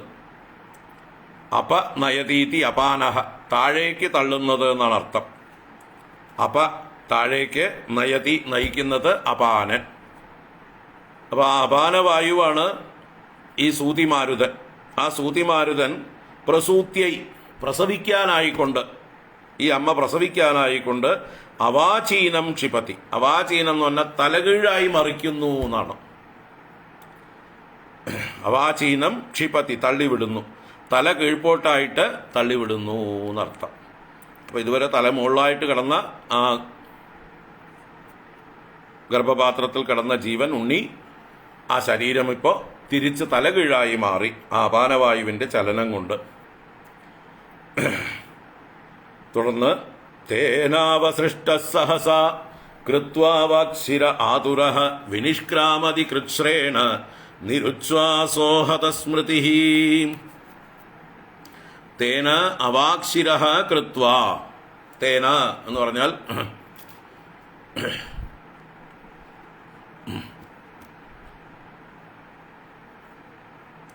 ആ വായുവിനാൽ അവാക്ശിരഃ കൃത്വ, തല കീഴ്പോട്ടാക്കി ഭവിച്ചിട്ട് സഹസ അവസൃഷ്ട, പെട്ടെന്ന് പുറത്തേക്ക് അവസരിക്കപ്പെടുക, തള്ളപ്പെടുക, പുറന്തള്ളപ്പെട്ടുകൊണ്ട് ആതുരഃ, ആതുരനായിട്ട്, ദുഃഖിതനായിട്ട്, പുറത്തേക്ക് പോകാൻ ഇഷ്ടമില്ല.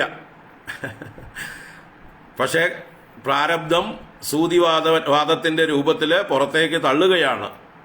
കുറച്ചു മുമ്പേ ഈശ്വരനോട് പ്രാർത്ഥിച്ചേ ഉള്ളൂ, എന്നെ പുറത്തേക്ക് അയക്കണ്ട, എന്നെ പുറത്തേക്ക് അയക്കണ്ട, ഞാൻ ഇവിടെ ഇരുന്ന് സമാധി അടഞ്ഞോളാം, അങ്ങയെ ഭജിച്ചുകൊണ്ട് ഇവിടെ നിന്ന് തന്നെ തീർന്നോളാം, എനിക്ക് പുറത്തേക്ക് പോണ്ട എന്ന് പറഞ്ഞുകൊണ്ടിരിക്കുമ്പോൾ അവൻ്റെ പ്രാരബ്ധം അവനെ പുറത്തേക്ക് തള്ളുന്നു. അതാണ് ആതുരഃ, ദുഃഖിതനായിക്കൊണ്ട്. നിരുച്ഛ്വാസഃ, ഉച്ഛ്വാസമില്ലാത്തവനായിട്ട്, ശ്വാസം സ്തംഭിച്ച ഒരവസ്ഥയാണല്ലോ, പുറത്തേക്ക് വരുമ്പോൾ ശ്വാസമില്ല. നിരുച്ഛ്വാസഃ, മോഹാലസ്യം പ്രാപിച്ച പോലൊരവസ്ഥയാണ് അല്ലേ. ഹതസ്മൃതി, പുറത്തേക്ക് വരുമ്പോൾ അന്തരീക്ഷ മർദ്ദം കൊണ്ട് സ്മൃതി നഷ്ടപ്പെടുകയും ചെയ്തു. ഗർഭപാത്രത്തിലുണ്ടായിരുന്ന ഓർമ്മയും സ്മൃതിയും എല്ലാ ജ്ഞാനവും എല്ലാം നഷ്ടപ്പെട്ടു. മൂടനായിട്ടാണ് പുറത്തേക്ക് വരുന്നത്. ഹതസ്മൃതി. പുറത്തേക്ക് വന്നപ്പോൾ ഉണ്ടായ ഒരു ആഘാതം അല്ലേ? ചില ആളുകൾക്ക് ചില ആക്സിഡന്റ് പറ്റിയാൽ പഴയതെല്ലാം മറന്നുപോകും. ഏതെങ്കിലും ഉയരത്തിൽ നിന്നൊന്ന് വീണാലോ വല്ല വാഹനത്തിലുള്ള വല്ല ആക്സിഡന്റ് പറ്റിയാലോ വലിയ ശക്തമായിട്ടുള്ള ഷോക്കേറ്റാലോ ബോധം പോയി, ഓർമ്മ പോകും, പഴയ ആളുകളെയൊന്നും ഓർമ്മിക്കാതെയാവും അല്ലേ? അതുപോലൊരു ആക്സിഡൻ്റാണ് എന്ത്, ഈ ഗർഭപാത്രത്തിൽ നിന്ന് ഈ ഗർഭം പുറത്തേക്ക് വരുന്നത്. അത്രയും വലിയൊരു പ്രഷറിലേക്കാണ് പുറത്തേക്ക് വരുന്നത്. അന്തരീക്ഷ മർദ്ദം ഈ കുട്ടിക്കുണ്ടാക്കുന്ന ആഘാതം അതിൻ്റെ പഴയ ബോധമെല്ലാം ഇല്ലാതാക്കുന്നു. സ്മൃതി നഷ്ടപ്പെടുന്നു. മോഹാലസ്യം പ്രാപിച്ചതായി ഭവിക്കുന്നു. കൃച്ഛ്രേണ വിനിഷ്ക്രാമതി. എങ്ങനെയോ കഷ്ടപ്പാടോടുകൂടി ഒരു പ്രാണന്റെ പെടച്ചിൽ കൊണ്ട് എങ്ങനെയോ പുറത്തേക്ക് വരുന്നു. കഷ്ടപ്പെട്ട് പുറത്തേക്ക് വരുന്നു എന്നർത്ഥം. ഇപ്പൊ വരുമ്പോൾ ബോധമൊന്നുമില്ല, ശ്വാസോച്ഛ്വാസമൊന്നും മര്യാദയ്ക്കില്ല അല്ലേ? അപ്പോഴാണ് നഴ്സോ മിഡ്വൈഫോ അല്ലെങ്കിൽ നമ്മുടെ നാട്ടിൻപുറത്തുള്ള വയറ്റാട്ടികളോ ഒക്കെ ആ ഉണ്ണിയെ കാലിൽ പിടിച്ച് തലകിഴായി തൂക്കിയിട്ട് മുതുകത്ത് ടേട്ടേന്ന് അടിക്കുന്നതൊക്കെ കണ്ടിട്ടുണ്ട്.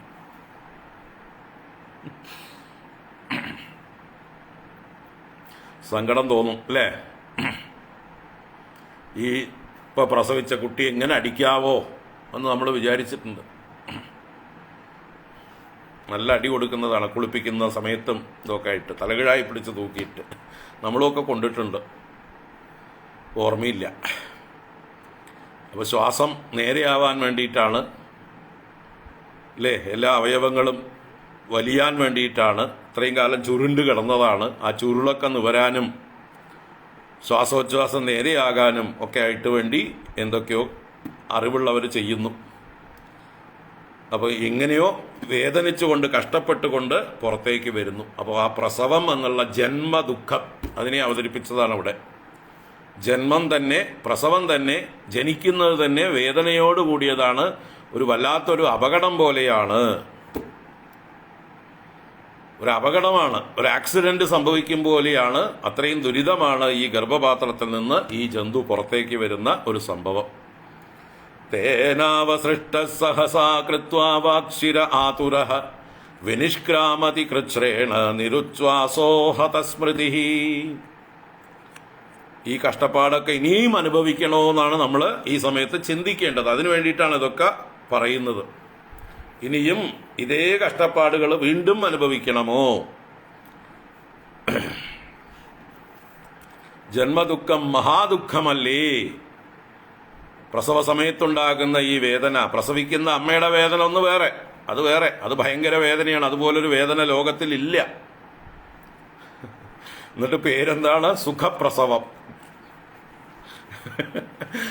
നാളെ കോമഡികൾ കണ്ടു ആരുടെയോ. ഈ പ്രസവം, സുഖപ്രസവം എന്ന് പറയുന്നത് ആ വാക്കിൽ മാത്രമേ ഉള്ളൂ, പറച്ചിലിൽ മാത്രമേ ഉള്ളൂ. സുഖപ്രസവം പ്രസവിക്കുന്നവർക്ക് വല്ലാത്ത വേദന തന്നെയാണ്. സുഖപ്രസവം എന്ന് പറഞ്ഞിട്ടൊരു പ്രസവമൊന്നും ഇല്ല, കഷ്ടം തന്നെയാണ് പ്രസവം. ഇനി അതിലും വലിയ കഷ്ടം ഉണ്ടായില്ല എന്ന് മാത്രം. വലിയ കഷ്ടം വന്നില്ല, കത്രികയൊന്നും വെക്കേണ്ടി വന്നില്ല, കീറി മുറിച്ച് പുറത്തെടുക്കേണ്ടി വന്നില്ല.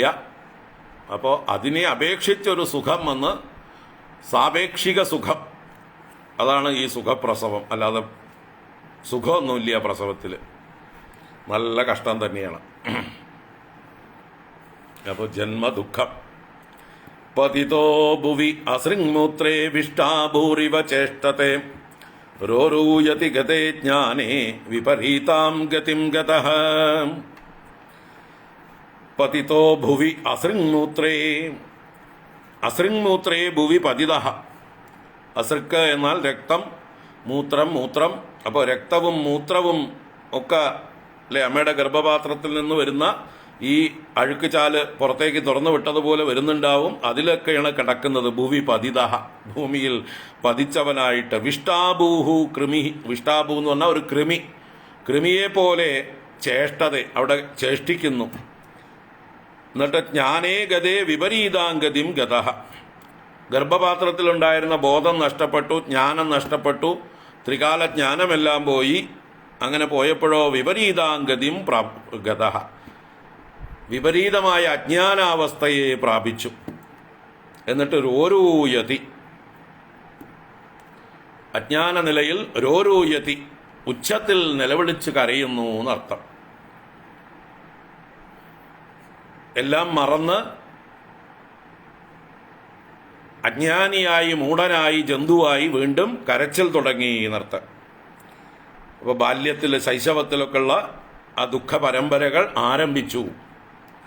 പതിതോ ഭുവി ആസൃങ്മൂത്രേ വിഷ്ടാഭൂരിവ ചേഷ്ടത്തെ രോരൂയതി ഗതേ ജ്ഞാനേ വിപരീതാം ഗതിം ഗതഃ പരച്ഛന്ദം ന വിദുഷാ പുഷ്യമാണോ ജനേന സഹ അനഭിപ്രേതമാപന്നഃ പ്രത്യാഖ്യാതും അനീശ്വരഃ. പരച്ഛന്ദം ന വിദുഷാ ജനേന പുഷ്യമാണഃ സഹ അനഭിപ്രേതമാപന്നഃ പ്രത്യാഖ്യാതും അനീശ്വരഃ. പരച്ഛന്ദം ന വിദുഷാ, പരച്ഛന്ദം അന്യന്മാരുടെ ഇച്ഛ.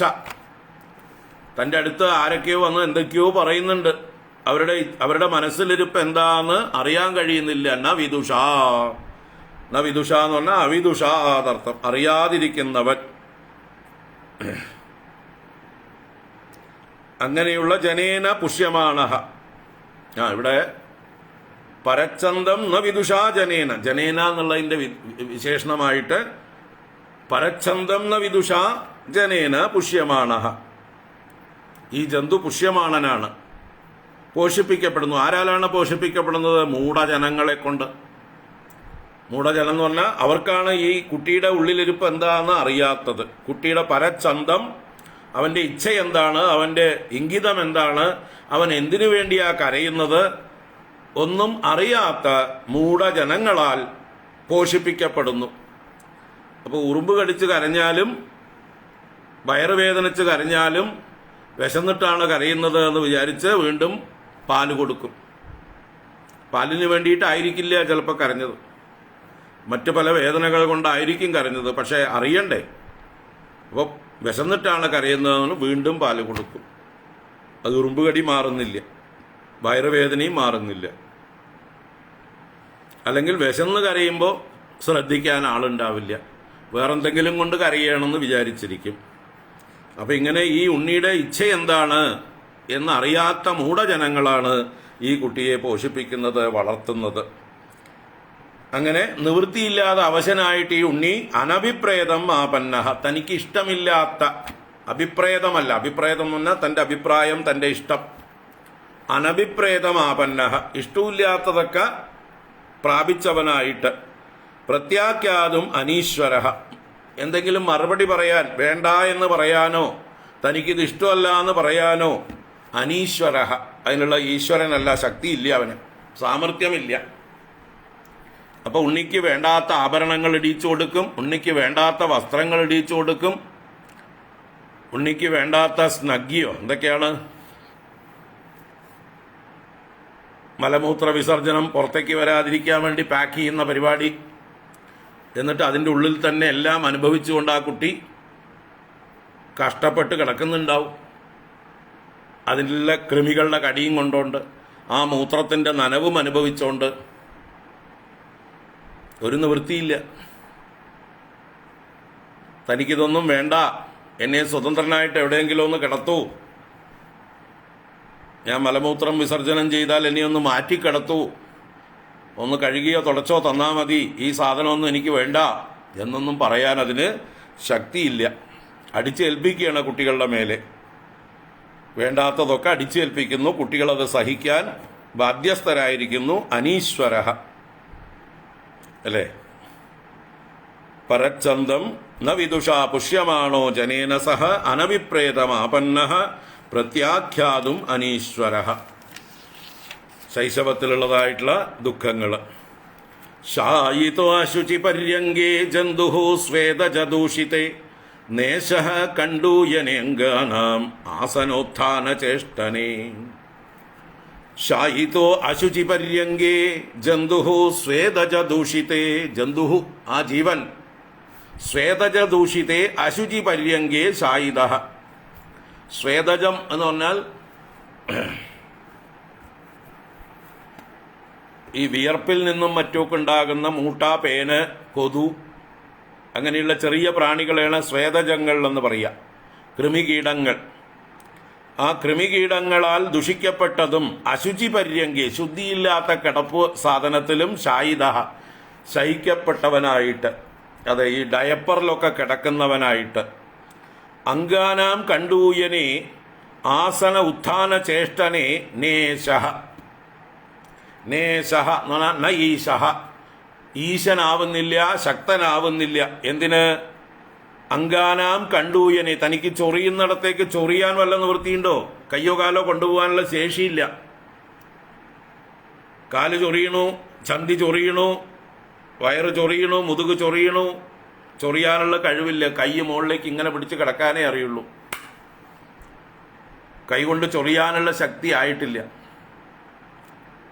കണ്ടൂയനെ നേശഃ, ചൊറിയാൻ ശക്തിയില്ലാത്തവനായിട്ടും ആസന ഉത്ഥാന ചേഷ്ടനെ, ഇരിക്കാനോ എഴുന്നേൽക്കാനോ ചേഷ്ടിക്കാൻ വ്യാപരിക്കാനോ അങ്ങോട്ടോ ഇങ്ങോട്ടോ നീങ്ങാനോ ഒരു നിവൃത്തിയും ഇല്ല. അതിനും നേശഃ ന ഈശഃ, അസമർത്ഥനായിട്ട് രോരൂയത്തെ, വെറുതെ നിലവിളിച്ച് കരയുക മാത്രം ചെയ്യുന്നുണ്ട്.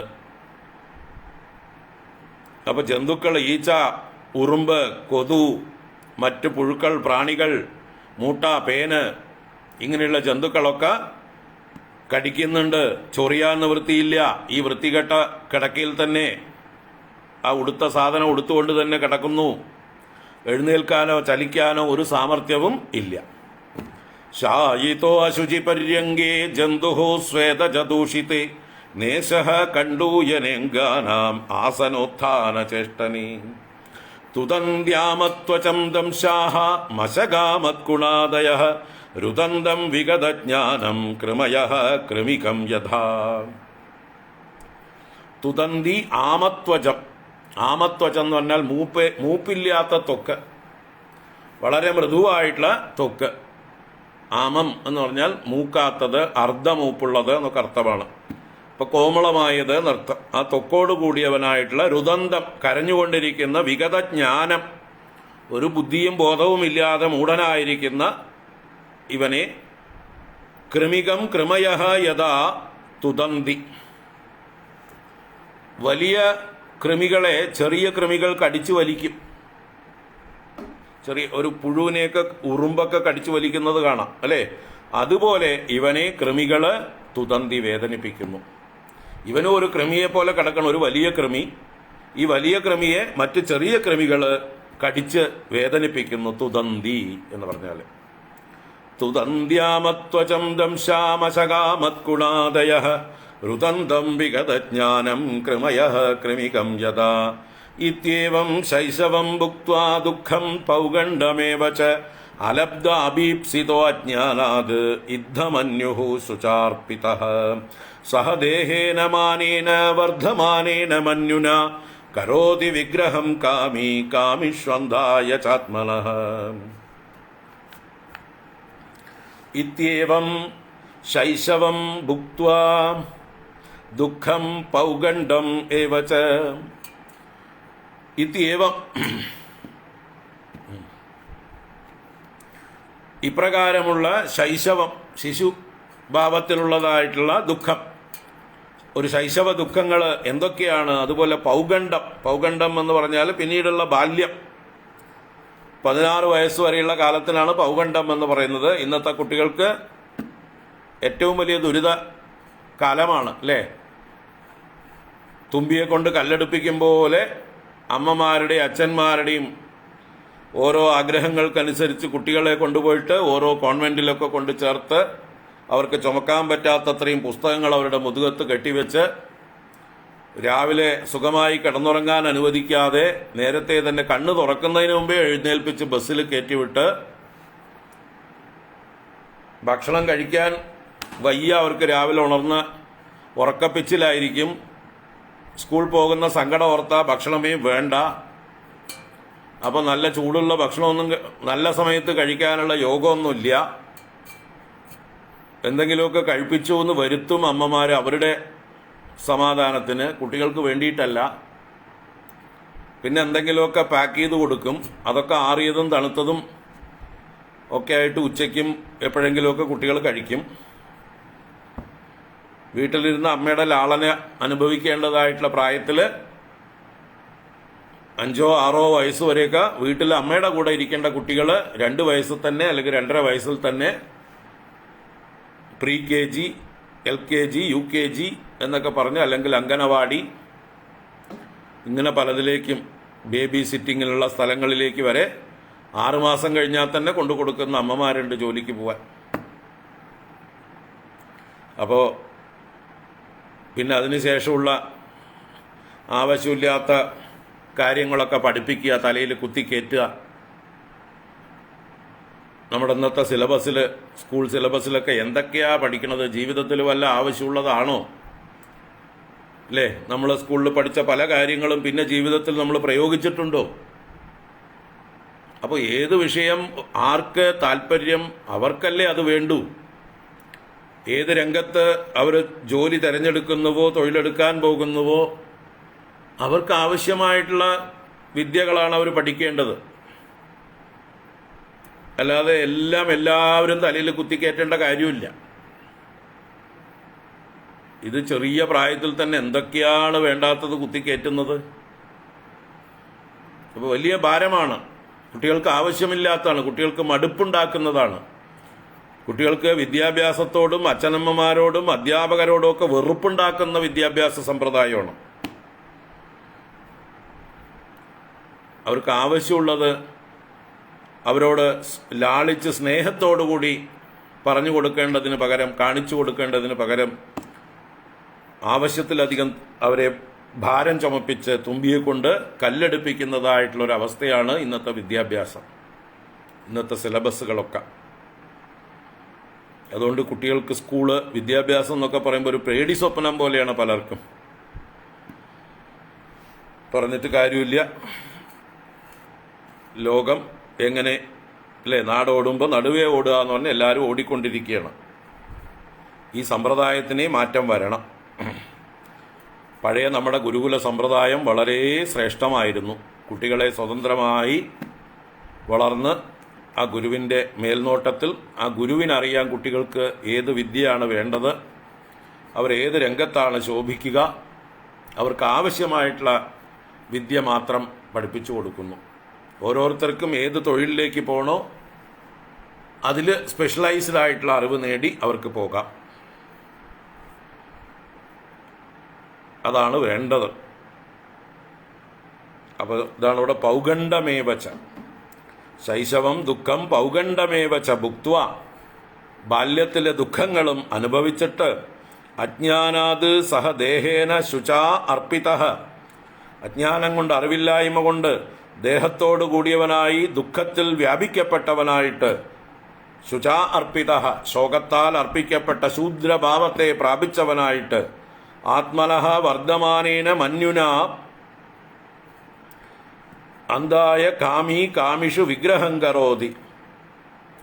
തൻ്റെ തന്നെ ഉള്ളിൽ വർദ്ധിച്ചു വരുന്ന മന്യു, കോപം, എല്ലാവരോടും ദേഷ്യം വർദ്ധിച്ചു വരുന്നു.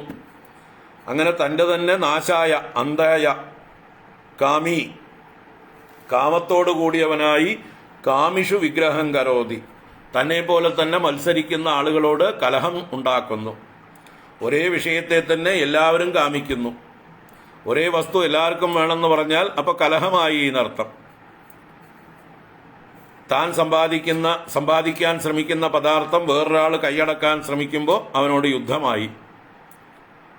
അങ്ങനെ കാമികൾ കാമികളോട് യുദ്ധം ചെയ്ത് കലഹം അവരവരുടെ നാശത്തിന് വേണ്ടി ചെയ്യുന്നു. അപ്പോൾ ഇങ്ങനെ ബാല്യം, ശൈശവം, ബാല്യം, കൗമാരം, യൗവനം, ഇങ്ങനെയുള്ളതായിട്ടുള്ള പ്രായങ്ങളെ ചുരുക്കി പറയുകയാണ് ഇവിടെ. ഇത്യേവം ശൈശവം ഭുക്ത്വ ദുഃഖം പൗഗണ്ഡമേവ ച അലബ്ധാഭീപ്സിതോ അജ്ഞാനാത്. അലബ്ധ അഭീപ്സിത, താൻ ആഗ്രഹിച്ചത് ലഭിക്കുന്നില്ല. അതുകൊണ്ട് അജ്ഞാനം ഹേതുവായിട്ട് ദേഹത്തോടുകൂടി ദുഃഖത്തോടുകൂടിയവനായിട്ട് വർദ്ധിച്ച കോപത്തോടുകൂടി തൻ്റെ തന്നെ നാശത്തിനായിക്കൊണ്ട് കാമികളോട് കലഹം ചെയ്യുന്നു. ഭൂതൈ പഞ്ചവിരാരബ്ധേ ദേഹേ ദേഹി അബുദോ അസകൃത അഹം മമേതി അസദ്ഗ്രാഹ കരോതി കുമതിർമതിം. അതിനൊരു മാറ്റം ആരെക്കൊണ്ട് സാധിക്കും? നമ്മുടെ ഭരിക്കുന്ന സർക്കാരുകൾ തന്നെ വിചാരിക്കണം. കേന്ദ്രം പല പദ്ധതികളും ആവിഷ്കരിച്ച് കൊണ്ടുവന്നാലും സംസ്ഥാനങ്ങളാണത് നടപ്പിലാക്കേണ്ടത്. സംസ്ഥാനങ്ങളിൽ പലതും എതിര് നിൽക്കുന്നത് കൊണ്ട് പലതും നടപ്പിലാക്കാൻ പറ്റില്ല. കേന്ദ്രം ഭരിക്കുന്ന പാർട്ടിക്ക് കുറേ മാറ്റം വരുത്തണമെന്ന് ആഗ്രഹമുണ്ടെങ്കിലും ഇന്നത്തെ അവസ്ഥയിൽ പല സംസ്ഥാനങ്ങളും മറ്റു പലരും ഭരിക്കുന്നത് കൊണ്ട്, അതുപോലെ എതിർപ്പ് പല രീതിയിൽ ഉണ്ടായി വരുന്നത് കൊണ്ടും തൽക്കാലം ഒറ്റയടിക്ക് സാധിക്കില്ല. ചെറിയ ചെറിയ ഡോസുകളായിട്ട് മാറ്റാനേ പറ്റുള്ളൂ. ചെറിയ ഡോസായിട്ട് മാറ്റി മാറ്റി കൊണ്ടുവരണം. അതിനുള്ള ശ്രമം നടക്കുന്നുണ്ട്. വിദ്യാഭ്യാസ നയങ്ങളിലൊക്കെ പരിഷ്കാരങ്ങൾ കൊണ്ടുവരുന്നുണ്ട്. പക്ഷേ സംസ്ഥാനങ്ങളിൽ പലതും അതിന് വിരുദ്ധമായി നിൽക്കുന്നു.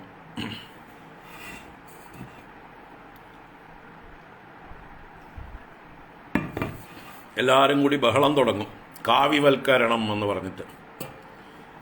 വിദ്യാഭ്യാസത്തെ കാവ്യവൽക്കരിക്കുന്നു എന്ന് പറഞ്ഞുകൊണ്ട് എല്ലാവരും കൂടി ബഹളം തുടങ്ങുന്നു. കാരണം മനുഷ്യരെ വിഡ്ഢികളാക്കി നിർത്തലാണ് ഈ രാഷ്ട്രീയക്കാരുടെ ആവശ്യം. നമ്മളാരും ബുദ്ധിമാന്മാരോ കഴിവുള്ളവരോ ആവരുത്, ഇവരുടെ അടിമകളായിരിക്കണം എന്നും. അപ്പോൾ മനുഷ്യർക്ക് ബുദ്ധി ഉണ്ടാവാൻ പാടില്ല, സ്വന്തം കാലിൽ നിൽക്കാൻ സാമർഥ്യമുണ്ടാവാൻ പാടില്ല എന്നും കിറ്റിന് വേണ്ടി ഇവരുടെ പുറകെ പോകണം.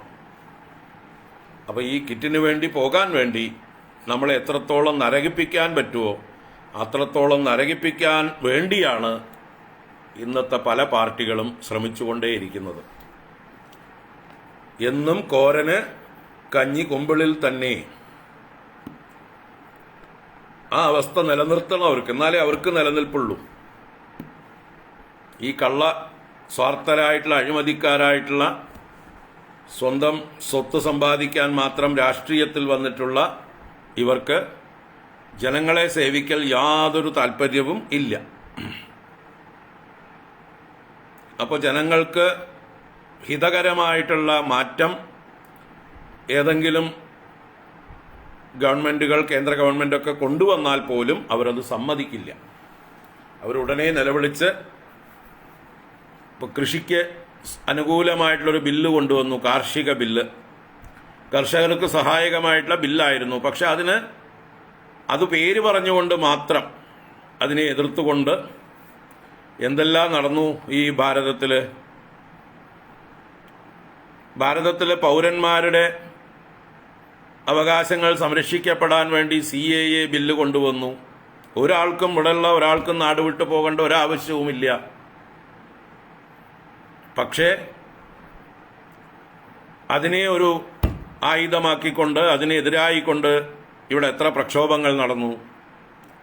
അപ്പോൾ ഒരു കാര്യമില്ലാത്ത കാര്യത്തിനും പ്രക്ഷോഭം ഉണ്ടാക്കുന്നവരാണ് ഇവിടെയുള്ള സ്വാർത്ഥരായിട്ടുള്ള രാഷ്ട്രീയക്കാരും മറ്റു ചില മത അധിഷ്ഠിതമായിട്ടുള്ള പ്രവൃത്തികൾ നടത്തുന്നവരും. അവർക്ക് ഈ രാജ്യമെന്നും ശിഥിലമായിരിക്കണം, ഇവിടെ ജനങ്ങൾക്ക് ക്ഷേമം ഉണ്ടായിക്കൂടാ, വിവരം ഉണ്ടായിക്കൂടാ. കലങ്ങിയ വെള്ളത്തിലേ അവർക്ക് മീൻ പിടിക്കാൻ പറ്റുള്ളൂ. അപ്പോൾ എപ്പോഴും കലക്കിക്കൊണ്ടിരിക്കുക എന്നതാണ് അവരുടെ നയം.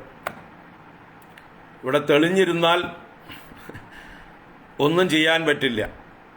ജനങ്ങൾ വിവേകമുള്ളവരും സ്വന്തം കാര്യം നോക്കുന്നവരും സ്വന്തം കാലിൽ നിൽക്കുന്നവരുമൊക്കെ ആയിക്കഴിഞ്ഞാൽ ഇവിടെ രാഷ്ട്രീയക്കാർക്കൊരു നിലനിൽപ്പുമില്ല.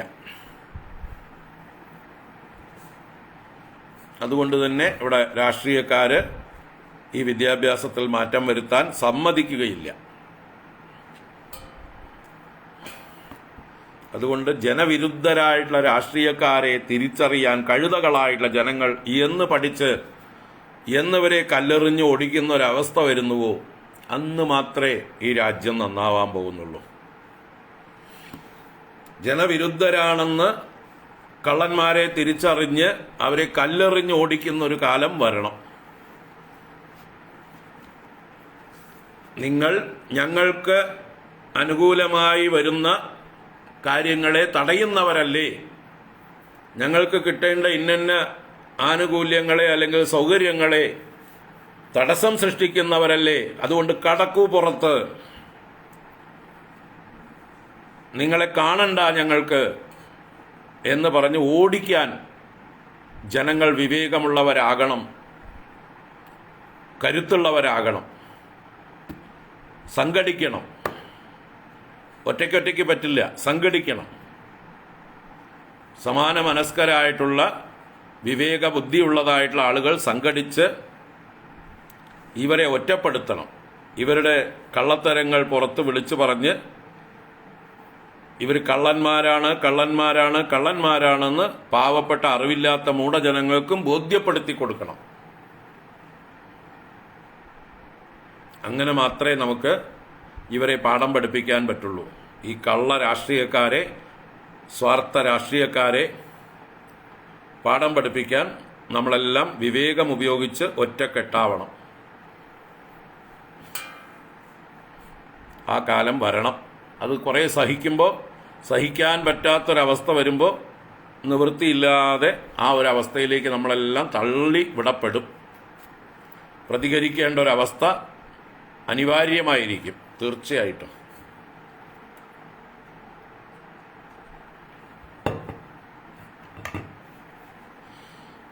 ശരി. ഭൂതൈ പഞ്ചഭിരാരബ്ധേ ദേഹേ ദേഹി അബുദോസകൃത് അഹം മമേതി അസദ്ഗ്രാഹഃ കരോതി കുമതിർമതിം. പഞ്ചഭിഃ ഭൂതൈഃ ആരബ്ധേ ദേഹേ അഹം മമ ഇതി അസദ്ഗ്രാഹഃ കുമതിഃ അബുദഃ ദേഹി മതിം കരോതി. എന്താണ് ഇവിടെ? പഞ്ചഭിഃ ഭൂതൈഃ ആരബ്ധേ ദേഹേ, പഞ്ചഭൂതങ്ങളെ കൊണ്ട് നിർമ്മിതമായിരിക്കുന്ന ഈ ദേഹത്തിൽ അഹം മമ ഇതി അസദ്ഗ്രാഹഃ, ഈ പഞ്ചഭൂതാത്മകമായ ശരീരമാണ് ഞാനെന്നും എന്റേതെന്നും അഹം മമ എന്നുള്ളതായിട്ടുള്ള അസദ്ഗ്രാഹഃ. അസദ്ഗ്രാഹഃ എന്ന് പറഞ്ഞാൽ സദ്ബുദ്ധിയല്ല, അസദ്ബുദ്ധി, അസദ്ഗ്രഹം, അസത്തായ തെറ്റിദ്ധാരണ,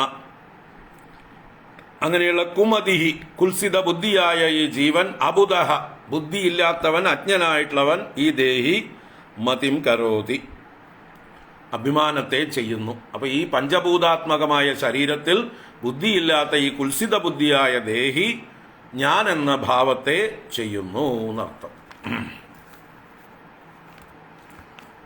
തദർത്ഥം കുരുതേ കർമ്മ യദ്ബദ്ധോ യാതി സംസ്കൃതിം യോനുയാതി ദദത് ക്ലേശം അവിദ്യാ കർമ്മബന്ധനഃ. അവിദ്യാ കർമ്മബന്ധനഃ, അവിദ്യ നിമിത്തമുള്ള കർമ്മബന്ധനത്തോടുകൂടിയ യഹ, ഏതൊരുവനാണോ, ക്ലേശം ദദത്, ഇവിടെ യഹ എന്നുള്ളത് ശരീരത്തെ, ദേഹത്തെയാണ്. ഏതൊരു ദേഹമാണോ അവിദ്യാ കർമ്മബന്ധനത്തോടു കൂടിയത് എന്നിട്ട് ക്ലേശത്തെ നൽകുന്നത്, ഈ ശരീരം നമുക്ക് ക്ലേശമാണ് നൽകുന്നത്, എന്നിട്ടും തദർത്ഥം കർമ്മ കുരുതേ, ആ ദേഹത്തിനായിക്കൊണ്ട് നമ്മൾ കർമ്മം ചെയ്തുകൊണ്ടേയിരിക്കുന്നു. ഈ ക്ലേശതമായിരിക്കുന്ന ഈ ശരീരത്തെ പോഷിപ്പിക്കാനായിക്കൊണ്ട് കർമ്മം നൽകുന്നു. യത് ബദ്ധഃ സംസ്കൃതിം യാതി, യാതൊന്നിനാൽ ബന്ധിക്കപ്പെട്ടവനായിട്ട് ഈ ദേഹത്തിലുള്ള ആത്മബുദ്ധി കൊണ്ട് പിന്നെ സംസ്കൃതിം യാതി, സംസാരത്തെ പ്രാപിക്കുന്നു. ജനന മരണാദി പരമ്പരകളെ വിട്ടുപോകാതെ നാനായോനികളിൽ ശരീരങ്ങളെ ധരിക്കാൻ കാരണമാകുന്നു. അപ്പോൾ ഈ ശരീരത്തിലുള്ള അസത്തായ ശരീരത്തിൽ, പഞ്ചഭൂതാത്മകമായ ശരീരത്തിൽ ഇതാണ് ഞാനെന്നും ഇതിനോട് ബന്ധപ്പെട്ടതെല്ലാം എൻ്റേതെന്നും കരുതിക്കൊണ്ട് സ്വാർത്ഥ കർമ്മങ്ങളെ ചെയ്ത് വീണ്ടും സംസാര പരമ്പരയെ തന്നെ അനുഭവിക്കുന്നു. അപ്പം എല്ലാം മറന്നു. ഗർഭവാസകാലത്ത് അവസാനം 3 മാസം ഉണ്ടായിരുന്ന ബോധമെല്ലാം പുറത്തേക്ക് വന്നതോടുകൂടി നഷ്ടപ്പെട്ട് ദേഹാഭിമാനം വർദ്ധിച്ച് ഈ ദേഹത്തിൻ്റെ സുഖത്തിന് വേണ്ടി സ്വാർത്ഥ കർമ്മങ്ങൾ അനുഷ്ഠിച്ച് പാപ പരമ്പരകൾ ചെയ്ത് ദുരിതങ്ങൾ അനുഭവിച്ചു കൊണ്ടേയിരിക്കുന്നു. വീണ്ടും ജനന മരണങ്ങളെ ഏറ്റെടുത്തുകൊണ്ടേയിരിക്കുന്നു. യദ്യസദ്ഭിഃ പതിഃ പുനഃ ശിഷ്ണോദരകൃതോദ്യമൈഃ ആസ്തിതോ രമതേ ജന്തുഃ തമോ വിശതി പൂർവവത്. പുനഃ പിന്നെയും ശിഷ്ണോദരകൃതോദ്യമൈഃ അസദ്ഭിഃ പതി ആസ്തിതഃ യദി രമതേ പൂർവവത് തമഃ വിശതി. വീണ്ടും ശിഷ്ണോദരകൃതോദ്യമൈഃ. ശിഷ്ണം ഉദരം. ശിഷ്ണം എന്ന് പറഞ്ഞാൽ പ്രത്യുൽപാദനേന്ദ്രിയം, ഉദരം വയറ്. അപ്പോൾ വയറ് നിറയ്ക്കുക അല്ലെങ്കിൽ നാവിനെ സുഖിപ്പിക്കുക,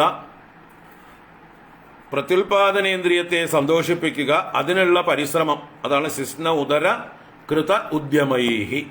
അതിനുവേണ്ടി ചെയ്യപ്പെടുന്ന ഉദ്യമങ്ങൾ കൊണ്ട് വിശപ്പിനെയും കാമത്തെയും ശമിപ്പിക്കുവാൻ വേണ്ടി പരിശ്രമിച്ച് അസദ്ഭിഹി പതി ആസ്തിതഃ, അസത്തുക്കളായ ആളുകളുടെ പന്താവിൽ സ്ഥിതി ചെയ്യുന്നവനായിട്ട്, ദുഷ്ടന്മാരുടെ മാർഗം സ്വീകരിച്ചവനായിട്ട്, യതി രമതേ അവൻ രമിക്കുന്നുവെങ്കിൽ, ഈ ദേഹത്തിൽ രമിക്കുന്നുവെങ്കിൽ, പൂർവവത് തമഹ വിശതി പഴയ പോലെ വീണ്ടും ആ ഗർഭപാത്രമാകുന്ന നരകത്തിലേക്ക് തന്നെ പതിക്കും.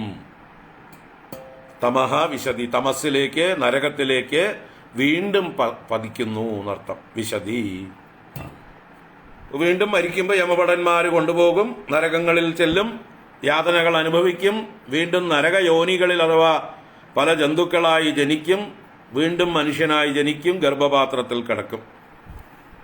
അപ്പോൾ ഈ പരമ്പര ഇനിയും തുടർന്നുകൊണ്ടേയിരിക്കും. വയറും പ്രത്യുൽപാദനേന്ദ്രിയവും മാത്രം ലക്ഷ്യമാക്കിക്കൊണ്ട് ജീവിച്ചാൽ. മനുഷ്യന്റെ ഉത്തമാംഗം ശിരസ്സാണ്. ഏറ്റവും മുകളിലിരിക്കുന്ന തലയ്ക്കാണ് പ്രാധാന്യം. എന്ന് വെച്ചാൽ ബുദ്ധി ഉപയോഗിച്ചുകൊണ്ട്, വിവേകം ഉപയോഗിച്ചുകൊണ്ട് ദുഃഖങ്ങളെ ഒഴിവാക്കാൻ ആണ് നമ്മൾ പരിശ്രമിക്കേണ്ടത്. അതിനാണ് മനുഷ്യന് ശിരസ്സിന് പ്രാധാന്യം കൊടുത്തിരിക്കുന്നത്. പക്ഷേ ഇവിടെ ഇപ്പോഴുള്ള മനുഷ്യരെല്ലാം അവരുടെ ഉത്തമാംഗം ഏതാന്ന് ചോദിച്ചാൽ വയറും അതിന് താഴെയുമാണ്. ഉത്തമാംഗം വയറും അതിന് താഴെയുമാണ്. അതിൻ്റെ മുകളിലല്ല, വയറിൻ്റെ മുകളിലല്ല. ഹൃദയമോ ശിരസ്സോ ഒന്നുമല്ല, പ്രത്യുൽപാദനേന്ദ്രിയവും ഉദരവും. തലകിഴായി മനുഷ്യൻ. അപ്പോൾ വീണ്ടും ജന്തുവിനെ പോലെ ആഹാര, നിദ്ര, ഭയമൈഥുനാദികൾ ചെയ്ത് നരകങ്ങളെ തന്നെ പ്രാപിക്കുന്നു. സത്യം ശൗചം ദയാ മൗനം ബുദ്ധി ശ്രീർഹ്രീര്യശക്ഷമ ശമോദമോ ഭഗശ്ചേതി യൽ സംഗാദ്യാദി സംക്ഷയം തേഷു അശാന്തേഷു മൂഢേഷു ഗണ്ഡിതാത്മസു അസാധുഷു സംഗം ന കുര്യാത് ശോച്യേഷു യോഷിത് ക്രീഡാമൃഗേഷു ച ന തദാസ്യ ഭവേന്മോഹോ ബന്ധശ്ചാന്യപ്രസംഗതഃ യോഷിത് സംഗാത് യഥാ പുംസോ യഥാ തൽ സംഗി സംഗതഃ. ഇവിടെ ദുർജന സംഘത്തെ നിന്ദിക്കുകയാണ് 3 ശ്ലോകം കൊണ്ട്. കഴിഞ്ഞ ശ്ലോകത്തിൽ പറഞ്ഞു അസദ്ഭിഹി പതി ആസ്തിതഃ എന്ന്. അസത്തുക്കളുടെ പന്ഥാവിൽ സ്ഥിതി ചെയ്യുന്നവനായിട്ട്, തെറ്റായ മാർഗത്തിൽ സഞ്ചരിക്കുന്നവനായിട്ട് നരകങ്ങളെ പ്രാപിക്കുന്നു എന്ന് പറഞ്ഞതിനെ, ആ അസദ്ഭിഹി എന്ന് പറഞ്ഞതിനെ ഒന്നുകൂടെ വ്യാഖ്യാനിച്ചതാണ് 33, 34, 35 ശ്ലോകങ്ങൾ. അസത്തുക്കളായ ജനങ്ങളോട് ചേരുന്നത്, ദുർജന സംഘം, ദുഷ്ടസംസർഗം, അതുണ്ടായാൽ നമ്മൾ അധപ്പതിക്കും. ഏത് കൂട്ടുകാരോട് നമ്മൾ ചേരുന്നുവോ അവരുടെ സ്വഭാവം നമ്മളെ സ്വാധീനിച്ച് അവരുടെ വഴിക്ക് നമ്മളെ കൂട്ടിക്കൊണ്ടുപോകും. അതുകൊണ്ട് ദുഷ്ടസംസർഗം വരാതെയായിടണം. നമ്മൾ കുട്ടിക്കാലത്ത് തന്നെ പ്രാർത്ഥിച്ച് പഠിച്ചതാണ്, പക്ഷെ മറന്നു. അപ്പോൾ ദുഷ്ടസംസർഗം എങ്ങനെയാണെങ്കിലും ഒഴിവാക്കേണ്ടതാണ്. സജ്ജനങ്ങളുമായിട്ടുള്ള സംഘമാണ് അഭികാമ്യമായിട്ടുള്ളത് എന്നുറപ്പിക്കാൻ വേണ്ടിയാണ് ഈ 33, 34, 35 ശ്ലോകങ്ങൾ. ദുഷ്ടന്മാരുമായിട്ട് സംഘമുണ്ടായാൽ എന്ത് സംഭവിക്കും? സത്യം, ശൗചം, ദയാ, മൗനം, ബുദ്ധി, ശ്രീഹി, ഹ്രീഹി, യശഃ, ക്ഷമാ, ശമോ, ദമോ, ഭഗശ്ച ഇതി യൽ സംഗാത് യാതി സംശയം. യൽ സംഗാത്, ഏതൊരു സംഘം കൊണ്ട്, ഏതൊരു ദുഷ്ടജനം അസത്ജനങ്ങളുമായിട്ടുള്ള സംഘം കൊണ്ട് യാതി സംശയം, സംശയം യാതി, സംശയത്തെ പ്രാപിക്കുന്നു. അപ്പൊ ദുഷ്ടജനങ്ങളുമായി ചേർന്നാൽ നമ്മുടെ നല്ല ഗുണങ്ങളെല്ലാം നശിച്ചു പോകും. ഏതൊക്കെയാണ് നല്ല ഗുണങ്ങൾ നമ്മൾ കുട്ടിക്കാലത്ത് വേണമെന്ന് പറഞ്ഞ് പഠിച്ചത്? സത്യം വദ, ധർമ്മം ചര, മാതൃദേവോ ഭവ, പിതൃദേവോ ഭവ എന്നൊക്കെ പഠിച്ചു കഷ്ടപ്പെട്ടിട്ട്. പക്ഷെ കൂട്ടുകൂടിയത് മുഴുവൻ ദുഷ്ടജനങ്ങളുമായിട്ട്. അപ്പൊ പിന്നെ അതെല്ലാം പോയി. സത്യം, പരമാർത്ഥ ഭാഷണം എന്നുള്ളതായിട്ടുള്ള സ്വഭാവം ദുഷ്ടജനങ്ങളുടെ കൂടെ കൂടുമ്പോൾ അവരെപ്പോഴും നുണ മാത്രം പറഞ്ഞ് തൽക്കാലം കാര്യം സാധിക്കുന്നത് കണ്ട് നമ്മളും വിചാരിക്കുകയാണ് നുണ പറഞ്ഞാലേ കാര്യം സാധിക്കുള്ളൂ. എളുപ്പത്തിൽ കാര്യം സാധിക്കാൻ അധ്വാനമില്ലാതെ തന്നെ നുണ പറഞ്ഞ് കാര്യം നേടാം. അങ്ങനെ ഇവരുടെ കൂട്ടുകെട്ടുകൊണ്ട് നമുക്ക് സത്യം എന്നുള്ളത് ഒരു ആവശ്യമില്ലാത്തൊരു സാധനമായിട്ട് മാറും, ഒരു ഭാരമായിട്ട് മാറും. ഉപേക്ഷിച്ചാൽ നല്ല സൗകര്യമായി. നുണയാണ് നല്ലത്, കളവാണ് നല്ലത്. എളുപ്പത്തിൽ സമ്പാദിക്കാം, ഒരു പ്രയാസവുമില്ല, ഒരു പ്രയത്നവും വേണ്ട. അപ്പൊ ഇന്നത്തെ ലോകത്തിലുള്ള ഭൂരിപക്ഷം ജനങ്ങളും ഇതാണ് കൂട്ടര്. അങ്ങനെയുള്ള ആളുകളുടെ കൂട്ടത്തിൽ കൂടി നമ്മുടെയും ആ സത്യം പറയുക എന്നുള്ള സ്വഭാവം നഷ്ടപ്പെട്ടു. സത്യം, ശൗചം, ശുദ്ധി, നമ്മുടെ ശരീരം, നമ്മുടെ വാക്ക്, നമ്മുടെ കർമ്മം, നമ്മുടെ പരിസരം, എല്ലാ ശുദ്ധിയും പോയി. എന്തുകൊണ്ട്? അതാണ് നമ്മുടെ ചുറ്റും കാണുന്നത്. ചുറ്റും ആളുകൾ എന്ത് കാണിക്കുന്നുവോ അത് കണ്ട് നമ്മളും പഠിച്ചു. എല്ലാ ശുദ്ധിയും പോയി. എല്ലാവരും നുണ പറഞ്ഞ് വാക്കിന്റെ ശുദ്ധി പോയി, പരദൂഷണം പറഞ്ഞ് വാക്കിന്റെ ശുദ്ധി പോയി. അതൊക്കെ നമ്മളും ശീലിച്ചു. അതുപോലെ പ്രവൃത്തികൾ, അതുപോലെ ശരീരശുദ്ധി, പരിസരശുദ്ധി,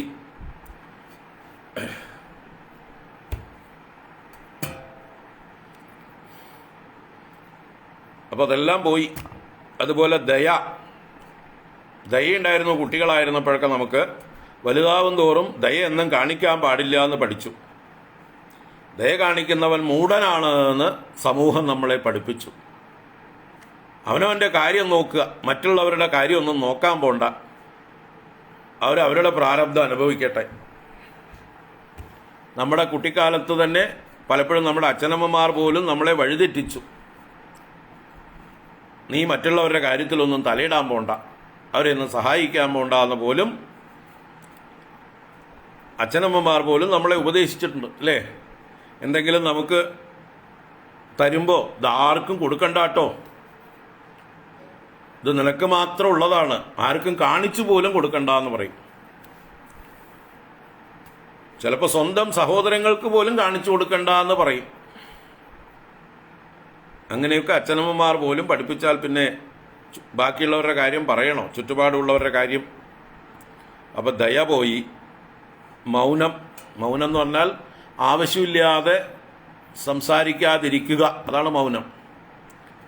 അനാവശ്യ ഭാഷണം ഒഴിവാക്കലാണ് മൗനം, അല്ലാതെ മിണ്ടാതെ വായടച്ചിരിക്കലല്ല. അങ്ങനെയുള്ള ഗുണം പോയി. വെറുതെ വാചാലന്മാരായി തോന്നിയവാസം പറഞ്ഞു നടക്കുന്നു. അതുപോലെ ബുദ്ധി, വിചാരശക്തി നഷ്ടപ്പെട്ടു. ശ്രീ, നമ്മുടെ എല്ലാ ശോഭയും ഐശ്വര്യവും എല്ലാം നഷ്ടപ്പെട്ടു. ഹ്രീ, ലജ്ജ എന്നുള്ള ഗുണം ഇപ്പം ആർക്കും ഇല്ല. സമൂഹത്തിൽ നാണമില്ലാത്തവരാണ് കൂടുതൽ, അല്ലേ? ലജ്ജ എന്നുള്ളത് പണ്ട് ഏറ്റവും വലിയൊരു വാല്യൂ ആയിരുന്നു.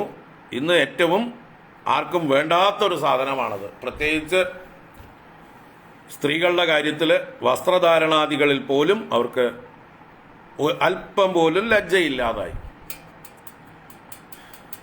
എല്ലാ കാര്യത്തിലും അരുതാത്തത് ചെയ്യുന്നതിൽ നിന്ന് ഒരു സങ്കോചമാണ് ലജ്ജ. ഇന്ന കാര്യങ്ങൾ അരുതാത്തതാണ്, അത് ചെയ്യരുത്, അകാരണം ആയിട്ടുള്ള കാര്യങ്ങളിൽ ഹ്രീ എന്ന ഭാവം, ഇന്നത് ചെയ്യരുതാത്തതാണ് എന്ന് ഒരു വിലക്ക് നമ്മുടെ ഉള്ളിൽ തന്നെ നമ്മളെ ഉള്ളിലേക്ക് വലിച്ചിരുന്നു, നമ്മുടെ മനസാക്ഷി, ഒരു സങ്കോചം. ഇന്നിപ്പോൾ അതൊന്നുമില്ല, ആർക്കും എന്ത് തോന്നിയവാസവും കാണിക്കാം. ഇപ്പം ലജ്ജയില്ലാത്തവരായി. അതുപോലെ യശഹ, ആർക്കും കീർത്തിയൊന്നും വേണ്ട, നല്ല സൽകീർത്തിയൊന്നും ആർക്കും വേണ്ട, കാശ് കൊടുത്താൽ വാങ്ങിക്കാവുന്ന കീർത്തിയുള്ളൂ ഇപ്പോൾ. അതുകൊണ്ട് എങ്ങനെയെങ്കിലും കുറെ കാശുണ്ടാക്കുക, ആ കാശ് കൊടുത്താൽ നമുക്ക് പത്മഭൂഷണോ ഭാരതരത്നം വരെ വേണമെങ്കിൽ വാങ്ങിയെടുക്കാം. ഇപ്പൊ യശഹ, ക്ഷമ, സഹനശക്തി, ടോളറൻസ്, അതിപ്പോഴത്തെ കുട്ടികൾക്ക് തീരെ ഇല്ലാത്ത സാധനമാണ്. സഹനശക്തി ആർക്കും ഇല്ലാതെയായി. ശമഹ, മനസ്സിന്റെ നിയന്ത്രണം, ശമം, അതില്ല. ദമഹ, ബാഹ്യേന്ദ്രിയങ്ങളുടെ അച്ചടക്കം, ആവശ്യമില്ലാതെ ഇന്ദ്രിയങ്ങളെ ചലിപ്പിക്കുന്ന സ്വഭാവം, അതൊക്കെ നഷ്ടപ്പെട്ടു. ഭഗഹ, ഈശ്വരഭക്തി, അതില്ലാതായി. അപ്പൊ ഇങ്ങനെയുള്ള ഗുണങ്ങൾ ദുഷ്ടജനങ്ങളുമായിട്ടുള്ള സംഘം കൊണ്ട് സംക്ഷയം യാതി, നല്ല ഗുണങ്ങളെല്ലാം പോയി കിട്ടി. സത്യം, ശൗചം, ദയാ, മൗനം, ബുദ്ധി, ശ്രീ ഹ്രീര്യശഃ, ക്ഷമ, ശമോ, ദമോ, ഭഗശ്ചേതി, യൽസംഗാദ് യാതി സംശയം. തേഷു അശാന്തേഷു മൂഢേഷു ഗണ്ഡിതാത്മസു അസാധുഷു സംഗം ന കുര്യാത് ശോച്യേഷു യോഷിത് ക്രീഡാമൃഗേഷു ച. കപില ഭഗവാൻ അമ്മയോട് പറയുന്നതിലൂടെ നമ്മൾ ഓരോരുത്തരോടും പറയുകയാണ്, അങ്ങനെയുള്ള ദുഷ്ടന്മാരോട് സംഗം ന കുര്യാത്, സംഗം ചെയ്യരുത്. സംഗം ന കുര്യാത്, എങ്ങനെയുള്ളവരോട്?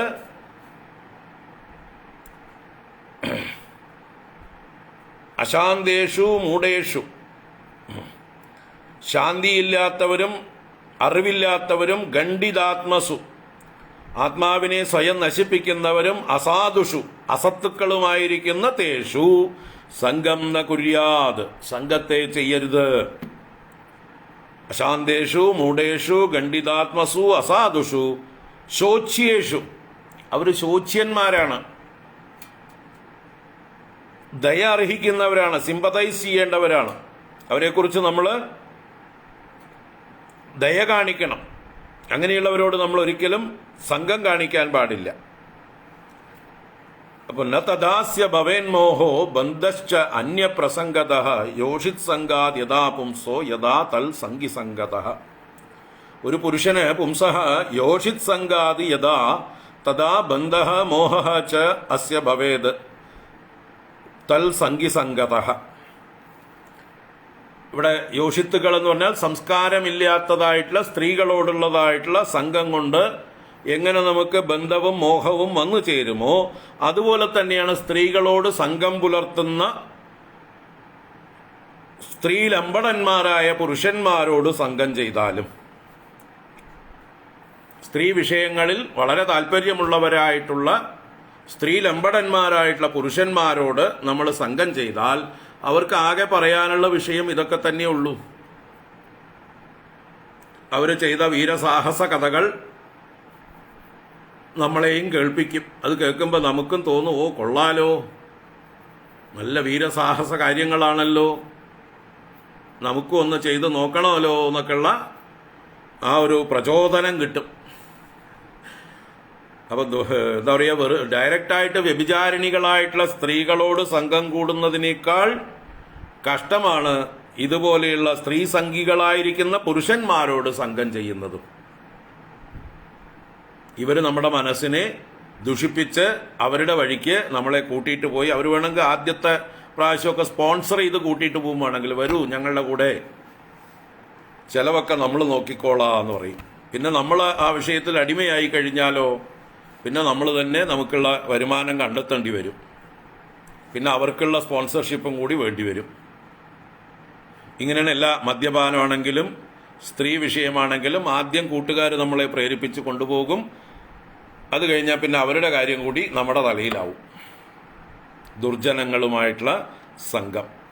അപ്പം അതുകൊണ്ട് ദുഷ്ടജനങ്ങളുമായിട്ട് സ്ത്രീ സംഘമുള്ള അങ്ങനെയുള്ള സ്ത്രീ ലംബടന്മാരായിട്ടുള്ള പുരുഷന്മാരുമായിട്ട് സംഘത്തെ ചെയ്യാതിരിക്കൂ എന്ന് ഉപദേശിക്കുകയാണ്. സത്യം ശൗചം ദയാ മൗനം ബുദ്ധി ശ്രീ ഹ്രീ യശഃ ക്ഷമ ശമോദമോ ഭഗശ്ചേദീയൽ സംഗാദ്യാദി സംശയം തേഷു അശാന്തേഷു മൂഢേഷു ഖണ്ഡിതാത്മസു അസാധുഷു സംഘം ന കുര്യാത് ശോച്യേഷു യോഷിത് ക്രീഡാമൃഗേഷു ച ന തദാസ്യ ഭവേന്മോഹോ ബന്ധശ്ച അന്യപ്രസംഗതഃ യോഷിത് സംഗാദ്യഥാ പുംസോ യഥാ തൽ സംഗി സംഗതഃ.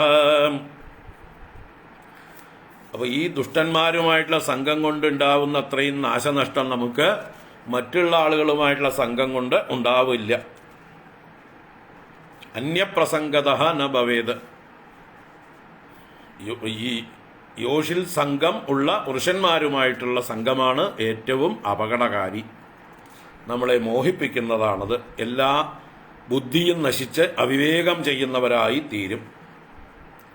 അതിന് ദൃഷ്ടാന്തമായിട്ട്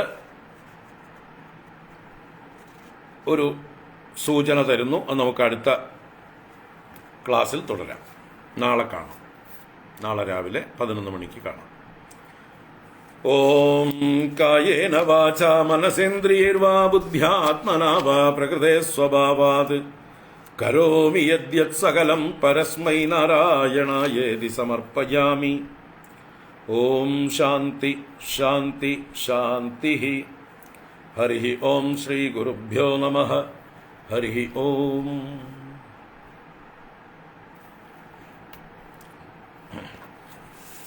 നാളെ രാവിലെ കാണാം. ഹരി ഓം.